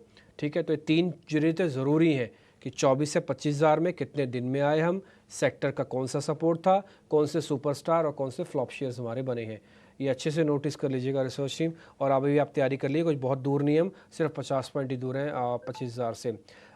एक शेयर और है जो लॉन्ग साइड पे मेरे पास है आज, लेकिन उसमें प्राइस एक्शन हो चुका है इम्पैक्ट। लेकिन शिवांगी से पता कर लेते हैं कि और चल सकता है वो। शिवांगी आपको ध्यान है एम्फेसिस आपने एक बार दिया था मेरे को और आपने कहा था शेयर बढ़िया है और ये अच्छे से चल सकता है। मैं एक बार ज़रा इसके चार्ट की भी कोशिश करता हूँ, दिखा देता हूँ दर्शकों को। एम्फेसिस थोड़ा चला हुआ है 3.5%, बट इस 3.5% पे मेरी नज़र है, साथ ही एक ब्रेकआउट पे भी नज़र है। ये आप जो देख पा रहे होंगे, तो मैं आपके लिए भी नोटिस करवा देता हूँ। ये प्रीवियस हाई था जिसको फाइनली आज हम पार कर रहे हैं। तो आप मेरे को ज़रा बताइए कि और चल सकता है ये? जी बिल्कुल। ये स्टॉक की अगर हम बात करें, इसमें काफ़ी एक अच्छा एक राउंडिंग बॉटम फॉर्मेशन देखने को मिला है वीकली बेसिस पे। एंड अपने जो एक ट्रेंड लाइन का ब्रेकआउट भी देखते हुए दिखा है यहाँ पे कप एंड सॉसर का।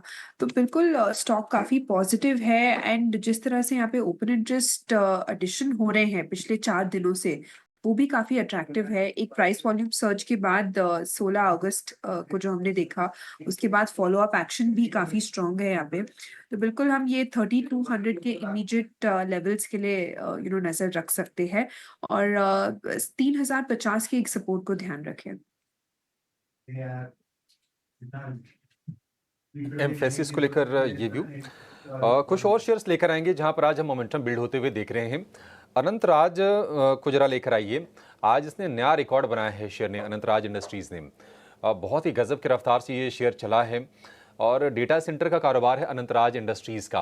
वैसे तो इंफ्रास्ट्रक्चर कंपनी या फिर रियल एस्टेट फर्म के तौर पर आप जानते होंगे, डेटा सेंटर एक मेजर इसका बिजनेस है। गूगल के साथ करार वगैरह की भी खबरें इसको लेकर आई थी।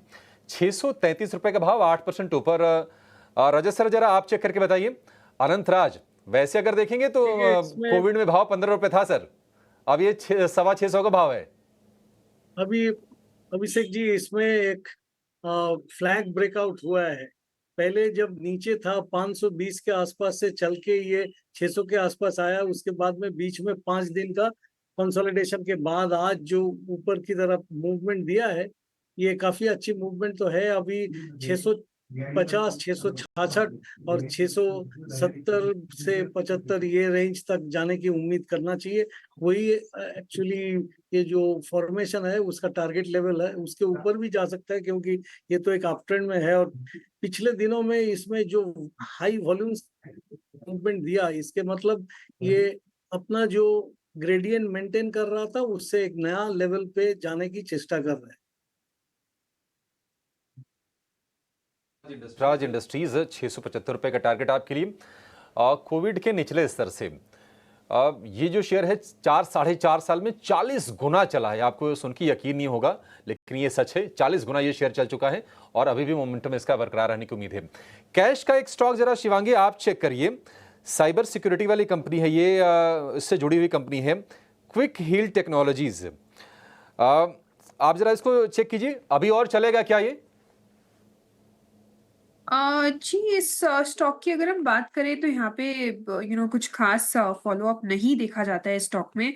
हालांकि मैं शिफ्ट फोकस करना चाहूंगी, एक स्टॉक जो काफी पॉजिटिव लग रहा है वो है HBL पावर। ये स्टॉक में हमने देखा है कि अब एक अच्छी एक्शन बनते हुए दिख रही है। 5 दिनों के कंसोलिडेशन खत्म हो रहे हैं और ये स्टॉक जो है एक नए ऑल टाइम हाई टेरिटरी में ट्रेड करने के लिए पूरी तैयारी कर रहा है। एंड स्टॉक में जिस तरह ग्रेजुअल हमने अब बीट देखा है तो ये एक सस्टेनेबल मूव भी रहेगा। तो यहाँ पे 715 तक के टारगेट्स नेक्स्ट बनते हुए दिख रहे हैं 675 के एक स्टॉक के साथ। ये अभी थोड़ी देर पहले मेरे सहयोगी अभिषेक आपको बता रहे थे अनंतराज के बारे में। जैसे आपको सबको पता ही है कि hospitality, data centres, real estate से जुड़ी हुई एक कंपनी है। आप जैसे रिटर्न भी आपको बता रहे थे कि ये शेयर मैंने अपनी चार्ट पे भी डाल दिया, अगर आप वो देखना चाहें तो वो भी। नहीं तो साल का रिटर्न आप डालो ना, आज का क्यों दिखा रहे हो आप? साल का दिखाओ ना, जब बात ऐसी बड़ी गंभीर हो रही है तो। ठीक, तो आप देखोगे 2022 के अंदर इसकी कीमत 100 रुपये से भी कम, 50 रुपये से भी कम थी और ये सडन राइज हुआ। एक इंटरेस्टिंग बात मेरे को कल परसों ही इनकी मैनेजमेंट के बारे में पता लगा। इनके पास दिल्ली में करीब 100 एकड़ लैंड है। उस 100 एकड़ लैंड के आसपास इन्होंने बेचा नहीं, उसको डेवलप कर रखा है, वो बेचते नहीं है। इनका एक ही बिलीव है इनकी मैनेजमेंट का कि इनके इंसेस्टर्स जो थे, जो ज़मीनें देके गए इनको, उसको बेचना नहीं है। ये 100% उसको डेवलप करते हैं, बीइंग एज एन डेवलपर, बाद में उसको लीजिंग कर देते हैं। कुछ प्रोजेक्ट हैं जैसे गुड़गांव वगैरह में, वो तो सेलेबल हैं, लेकिन दिल्ली के अंदर इनका मानना है कि दिल्ली की कोई ज़मीन नहीं बेचते ये।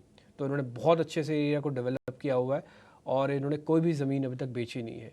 अब आप देखो, एक रियल एस्टेट हॉस्पिटैलिटी वाली एक कंपनी होने के बावजूद भी टोटल डेट कितना है कंपनी के अंदर? ऑलमोस्ट डेट फ्री है, ऑलमोस्ट डेट फ्री। 600 करोड़ का डेट है, तो वर्किंग कैपिटल होता है। अगर आज मैं एक छोटे से लेबर को, ठेकेदार को भी बोल दूँ ना, तो 600 करोड़ रुपए का डेट वैसे ही आ जाएगा। तो ये कंपनी की खूबसूरती है। छांटते रहो ऐसी कंपनीज और बढ़िया बढ़िया ट्रेड लेते रहो। अनंतराज इंडस्ट्रीज गूगल के साथ इन्होंने करार भी किया था डेटा सेंटर वाले ही बिजनेस के लिए, और बेहतरीन ये चार्ट का फॉर्मेशन, उसके जरिए भी कंफर्मेशन हो गया कि नहीं, ये शेयर मजबूत है फंडामेंटली भी, और टेक्निकल लेवल्स तो आपको बता ही रहे हैं रजत सर। रजत सर, जरा इसको भी आप चेक कीजिए। लगातार तेजी हम देख रहे हैं कि डिक्सन में भी बन रही है, रिकॉर्ड पर रिकॉर्ड बना रहा शेयर ये। डिक्सन टेक कितना चलेगा अभी सर ये? किसी को मान लीजिए पोजिशनल व्यू लेके रखना हो, अगर मान लीजिए 3 महीने या 6 महीने, आप क्या टारगेट्स देख रहे हैं इसमें? देखिए, जहां तक डिक्सन की सवाल है, ये तो ऊपर की तरफ चले ही जा रहा है। अभी तो मुझको लग रहा है कि ये करंट लेवल पे आप खरीदारी तो कर सकते हैं, लेकिन क्लोज स्टॉप लॉस लगाना बहुत ही जरूरी है। क्योंकि इस तरीका का मूवमेंट जब होता है ना, तो वो स्टॉक में थोड़ा लिक्विडिटी कम होता है और ऑपरेटर के ग्रिप में भी आ सकता है। तो इसीलिए इसमें थोड़ा सोच समझ के ट्रेड कीजिएगा। 13,000 के नीचे स्टॉप लगाना चाहिए, क्योंकि उसके पहले तो स्टॉप लगाने से कभी भी कट सकता है। और अभी जो 13,405 है, 13,730 और 14,100 के आसपास ये टारगेट आप बना सकते हैं। उसी हिसाब से इसमें आप एक्सपेक्ट कर सकते हैं और भी ऊपर चलेगा। लेकिन इसका अप ट्रेंड में कोई खराबी नहीं है, बट इसका मूवमेंट ये यही दिखा रहा है कि ये बुल के ग्रिप में, आप बुल बोलिए, ऑपरेटर बोलिए, कुछ भी बोलिए, उसके ग्रिप में आ गया। तो इसीलिए इसमें फ्यूचर होते हुए भी कोई शॉर्ट पोजीशन लेना नहीं चाहिए अगर हो तो। देखिए, मेरे को उतना जानकारी नहीं है कि ये है या नहीं। शॉर्ट की पोजीशन नहीं लेनी चाहिए आपको डिक्सन टेक के शेयर में। एक खबर आ रही है, देखिए बीईएल को लेकर कि कंपनी को अदानी पावर से ऑर्डर मिला है। भारत इलेक्ट्रॉनिक्स लिमिटेड, ये सरकारी कंपनी है बीईएल, अदानी पावर से ऑर्डर मिलना। रजत सर, एक बार जरा बीईएल के बारे में व्यू भी दे दीजिए लगे हाथ कि क्या करना चाहिए। 307 रुपए के आसपास का भाव है। देखिए, ये काउंटर जब तक 340 पार करके ऊपर ना चल पड़े तब तक इसमें कोई खास आपको लंबी अवधि के मूवमेंट होगा ये बोलना मुश्किल है। अभी फिलहाल एक रेंज बाउंड सिचुएशन से ऊपर जाने की चेष्टा कर रहे हैं। ऑर्डर मिला है, उसी के वो खबर आते हुए भी ये कोई खास जोश तो नहीं दिखा रहे ऊपर जाने की। तो मैं अभी बोलूंगा कि आप इसमें नीची लेवल पे मतलब 300 295 इस लेवल पे लेने का सोचेंगे तो अच्छा है। इस करंट लेवल पे ये बाई नहीं बनता, एटलीस्ट इन माय रिकॉर्डिंग हम तो इसमें पैसा नहीं लगाते। It was a great stock 2 years back. पार करने दीजिए, ये इसका 52 वीक का हाई भी है। उसके बाद फिर मोमेंटम की उम्मीद इस शेयर में करके चल सकते हैं। लेकिन बाजार देखिए 50-60 अंकों के गैप पर खोला था और अब 150 अंकों पर है। निफ्टी की बात करें तो 24,980 के पास, यानी कि 25,000 का जो स्तर है उसके ऊपर के हमने लेवल हालांकि देखे हैं। बट आप ये देखिए कि 24,150 के आसपास के स्तर से एक तरफा तेजी करीब करीब 800-850 अंकों की बाजार में आ चुकी है। जो खबरें आई थी मिडिल ईस्ट की, हमने आपको बताया भी था कि उसका उतना वेटेज नहीं है, उसको बाजार डिस्काउंट करके चलेगा और वही हम होता हुआ देख रहे हैं। फेड वाली खबर को तवज्जो देते हुए आज क्यों ले रहा बाजार वहां से। और आईटी स्टॉक्स, चूंकि जेरोम पावेल की जो कमेंट्री आई थी उन्होंने कहा था साफ तौर पर कि महंगाई उनकी जो टारगेट रेंज जो है 2% के आसपास की, उसके आसपास आ रहा है, उस दिशा में बढ़ रहा है। महंगाई का कम होना यानी कि आईटी कंपनीज के लिए सीधा सीधा पॉजिटिव। और ये कोरिलेशन आप देखिए भारतीय अगर आप बाजार में देखेंगे, Wipro, LTI Mindtree, TCS, Tech Mahindra, ये तमाम शेयर, एचसीएल टेक, ये 10 में से आपको 5 आईटी वाले शेयर दिखेंगे। और आज बढ़िया सपोर्ट आपको देखने को मिलेगा एचडीएफसी बैंक से भी। करीब करीब 1.25% के आसपास की मजबूती एचडीएफसी बैंक में, और उसकी बदौलत निफ्टी बैंक है करीब करीब 300 अंकों पर 51,225 के आसपास आकर कारोबार कर रहा है। एक और एक्सपर्ट को जोड़ लेते हैं, हमारे साथ जुड़ गए हैं हमें प्रशांत सावंत। प्रशांत, बहुत शुक्रिया आपका समय देने के लिए, स्वागत है आपका टेक्नो स्वदेश पर। पहले काम करते हैं, आपके शेयर से शुरुआत कर लेते हैं जो आपने बाजार में खोजा है या फिर जहां पर आपको आकर्षक मौके दिख रहे हैं। बताइए सर, क्या होंगे वो शेयर? वो तो Abhishek ji, good morning to the viewers. यहाँ पे मेरा फर्स्ट पिक होगा एसबीआई और यहाँ में स्टॉप लॉस रखूंगा 805 स्पॉट क्लोजिंग और टारगेट होगा 845 845 का। और नेक्स्ट पिक मुझे आईटी, जैसे आपने जस्ट 2 मिनट पहले कहा, तो वहां पे विप्रो काफी अच्छा लगा है। एक अच्छी बेस बनी हुई है, मुझे लग रहा है यहाँ से कंसोलिडेट करके अच्छी अपमूव आ सकती है। सो यहाँ पे 510 स्पॉट क्लोजिंग बेस से स्टॉप लॉस रख के लॉन्ग जाएंगे और 545 545 का टारगेट हम पोजिशनरी रख सकते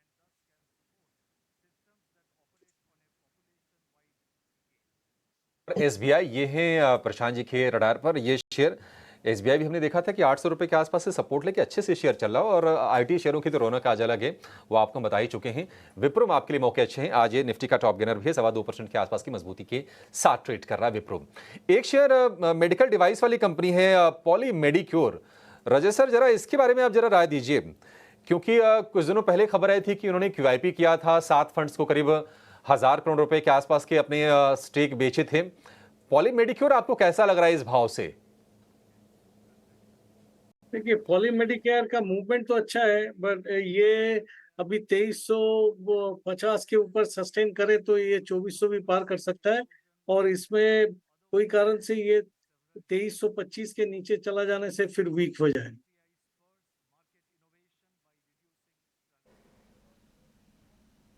ठीक है, तो ये राय पॉलीमेडिक्योर पे आज फिर से 5.5% की यहाँ पे तेज़ी है। पर कुछ समय पहले हमने ये हाईलाइट ज़रूर किया था कि जितने भी ब्रोकिंग रिलेटेड काउंटर्स हैं उनमें एक अच्छा मोमेंटम है। आप मोतीलाल ओसवाल ले लीजिए, एंजल वन ले लीजिए, यहाँ पे जो मूव है अगर हम इंट्राडे बेसिस पर भी देखें तो काफ़ी अच्छे मूवमेंट में काउंटर्स दिखा रहे हैं। गौरांग जी की फंडामेंटल व्यू भी था कि सभी काउंटर्स के लिए जिस तरीके से पूरी इंडस्ट्री में ग्रोथ देखने को मिल रही है। कहीं ना कहीं ये सब बेनिफिशरीज ज़रूर हैं एक लंबी अवधि के लिए। पर रजत जी, आपसे जानना चाहेंगे कोई स्टॉक टेक्निकल फ्रंट पे जो कि आपके रेडार पे हो, क्योंकि मैं देख रही थी मोतीलाल ओसवाल आज इसने एक फ्रेश ब्रेकआउट दिया है, रुकने का नाम नहीं ले रहा है, 9% की ऑलरेडी तेज़ी है। पर इसके अलावा एंजल वन, 361 वैम, IIFL फाइनेंस, ये सभी काउंटर्स में आज 3 से 6% की तेजी है। राजत जी, कोई स्टॉक जो कि आपको फिलहाल पसंद आ रहा हो? ये जो सेक्टर है इसके ऊपर में मैं कोई सलाह नहीं देना चाहता हूँ, क्योंकि ये ब्रोकरेज स्टॉक्स है, इसमें मैं सलाह नहीं देता हूँ। बट अगर आप मुझको इजाजत दे कि मैं एक बड़ी स्टॉक के जिक्र करे, तो मैं बोल रहा हूँ कि रिलायंस इंडस्ट्रीज में मुझको लग रहा है कि अभी एक मूवमेंट ऊपर की तरफ होने की संभावना तैयार हो रहा है। तो उसके ऊपर अगर आप ध्यान लगाएंगे तो उम्मीद कर सकते हैं कि 3,055 से 58 तक मूवमेंट एक बार हो, उसके बाद में ये अगर उसके ऊपर में सस्टेन करे तो बहुत अच्छी मूवमेंट ऊपर में और भी देखने को मिलेगा। इसमें एक अच्छी स्पाइक अप होने की संभावना दिख रही है। ऑल राइट, तो रिलायंस इंडस्ट्रीज पर है रजत जी की नज़र, क्योंकि यहाँ पे आप देखिए 3055 के ऊपर ही अगर निकलता है, सस्टेन करता है, तो और भी ऊपर के टारगेट्स जो हैं रिलायंस इंडस्ट्रीज में आते हुए हम देख सकते हैं। और जितना मैंने रजत जी को फॉलो किया है, इनकी पकड़ जितने लार्ज कैप काउंटर्स हैं, कई बार इन्होंने SBI जैसे काउंटर्स पर भी बोल्डली आकर शॉर्ट कॉल्स भी दी और क्या ज़बरदस्त कॉल्स आती हुई दिखी। अब रिलायंस इंडस्ट्रीज पर है नज़र, जिस तरीके का डेटा बिल्डअप हो रहा है इस पर आप रखिए नज़र। और जाहिर सी बात है, अगर रिलायंस इंडस्ट्रीज पुश करता है तो निफ्टी पर भी उसका इम्पैक्ट होगा। बहुत बहुत शुक्रिया रजत जी, पर इसी के साथ आपका शुक्रिया करना चाहेंगे आज सुबह हमारे लिए वक्त निकालने के लिए और अपना नज़रिया शेयर करने के लिए, तमाम स्टॉक्स पे अपनी कॉल्स देने के लिए। पर जाते जाते कोई डिस्क्लोजर आपकी तरफ से? जो भी स्टॉक्स मैंने डिस्कस किया है उसमें मेरा कोई पोजीशन तो है नहीं, बट इसमें कोई स्टॉक अपना क्लाइंट को पहले सलाह दिए होंगे, यही हो सकता है। बहुत बहुत शुक्रिया रजत जी आज हमारे साथ जुड़ने के लिए। पर चलिए अब आगे बढ़ेंगे, एक बार फिर से बाजार पे नजर डालें। 155 अंकों की तेजी निफ्टी 50 फिलहाल आपको दिखा रहा है और निफ्टी बैंक में भी पूरा जोश है। 320 अंकों की यहाँ पर आप तेजी देख रहे हैं। पर परसेंटेज पॉइंट्स में देखिए तो एकदम कांटे की टक्कर है, क्योंकि 0.6% की तेज़ी निफ्टी 50 में है और उतनी ही तेज़ी आपको निफ्टी बैंक में फ़िलहाल दिखाई दे रही है। पर इंडिया विक्स पर भी ध्यान रखें, क्योंकि यहाँ पे भी धीरे धीरे थोड़ा सा मोमेंटम ज़रूर है। फ़िलहाल अभी 1.5% की यहाँ पे भी तेज़ी है। तो ये सभी काउंटर्स पर हम ट्रैक्स ज़रूर रखेंगे। पर इसके अलावा देखते हैं तो कुछ ब्रॉडर मार्केट के काउंटर्स पर ही नज़र डालते हैं, क्योंकि यहाँ पर जो मूवमेंट है वो रुकने का नाम नहीं ले रहा है।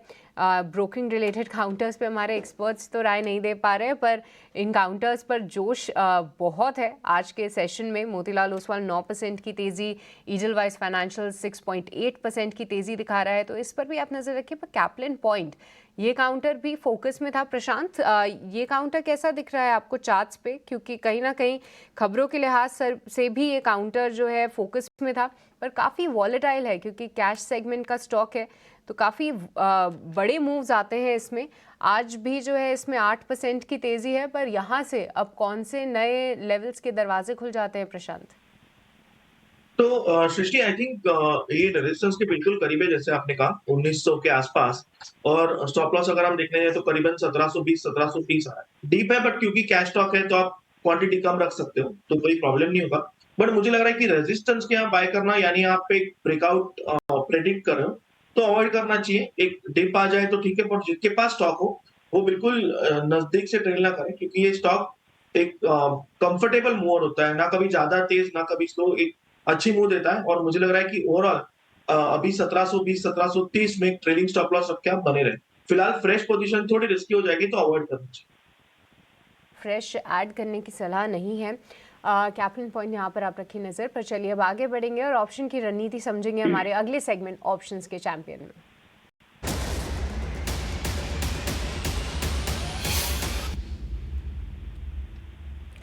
आज के ऑप्शंस की रणनीति बताने के लिए हमारे साथ जेएम फाइनेंशियल्स की अवनी भट्ट मौजूद है। अवनी, गुड मॉर्निंग, बताइए आज आपके ऑप्शंस की स्ट्रैटेजी क्या है? गुड मॉर्निंग सृष्टि। सो आज ऑप्शंस की स्ट्रैटेजी हम लेंगे M&M स्टॉक में। तो M&M ने पिछले 4 दिन के गिरावट के बाद में 50 दिन का एक्सपोनेंशियल मूविंग एवरेज का सपोर्ट लेकर के फिर से रिकवरी मोड पे आ गया है। एक बेस फॉर्मेशन हो चुका है 2725 से 2730 के एरिया में।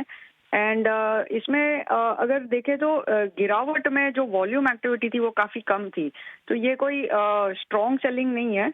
तो यहाँ से अभी अपसाइड एक्सपेक्ट कर रहे हैं 2880 से 2900 तक का। और इसमें फ्यूचर्स में भी सुबह से आज ओपनिंग के बाद से ओपन इंटरेस्ट एडिशन अराउंड 4% का दिख रहा है।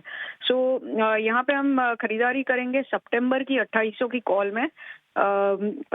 ये करीबन चल रहा है 25 से 26 रुपए के बीच में, सॉरी 75 से 76 के रेंज में। टारगेट रहेगा 110 का और स्टॉप लॉस रहेगा 58 का। सो टारगेट पे अधिकतम मुनाफा होगा 12,250 का और अधिकतम रिस्क जो है वो 6,000 रुपए तक सीमित है। बहुत शुक्रिया अवनी आज की ऑप्शन की रणनीति बताने के लिए। तो M&M पर है अवनी की नज़र, क्योंकि पिछले हफ्ते हमने देखा था कि शुरुआती 4 दिनों में ही काफ़ी प्रेशर था। फ्राइडे को स्टॉक रिकवर हुआ।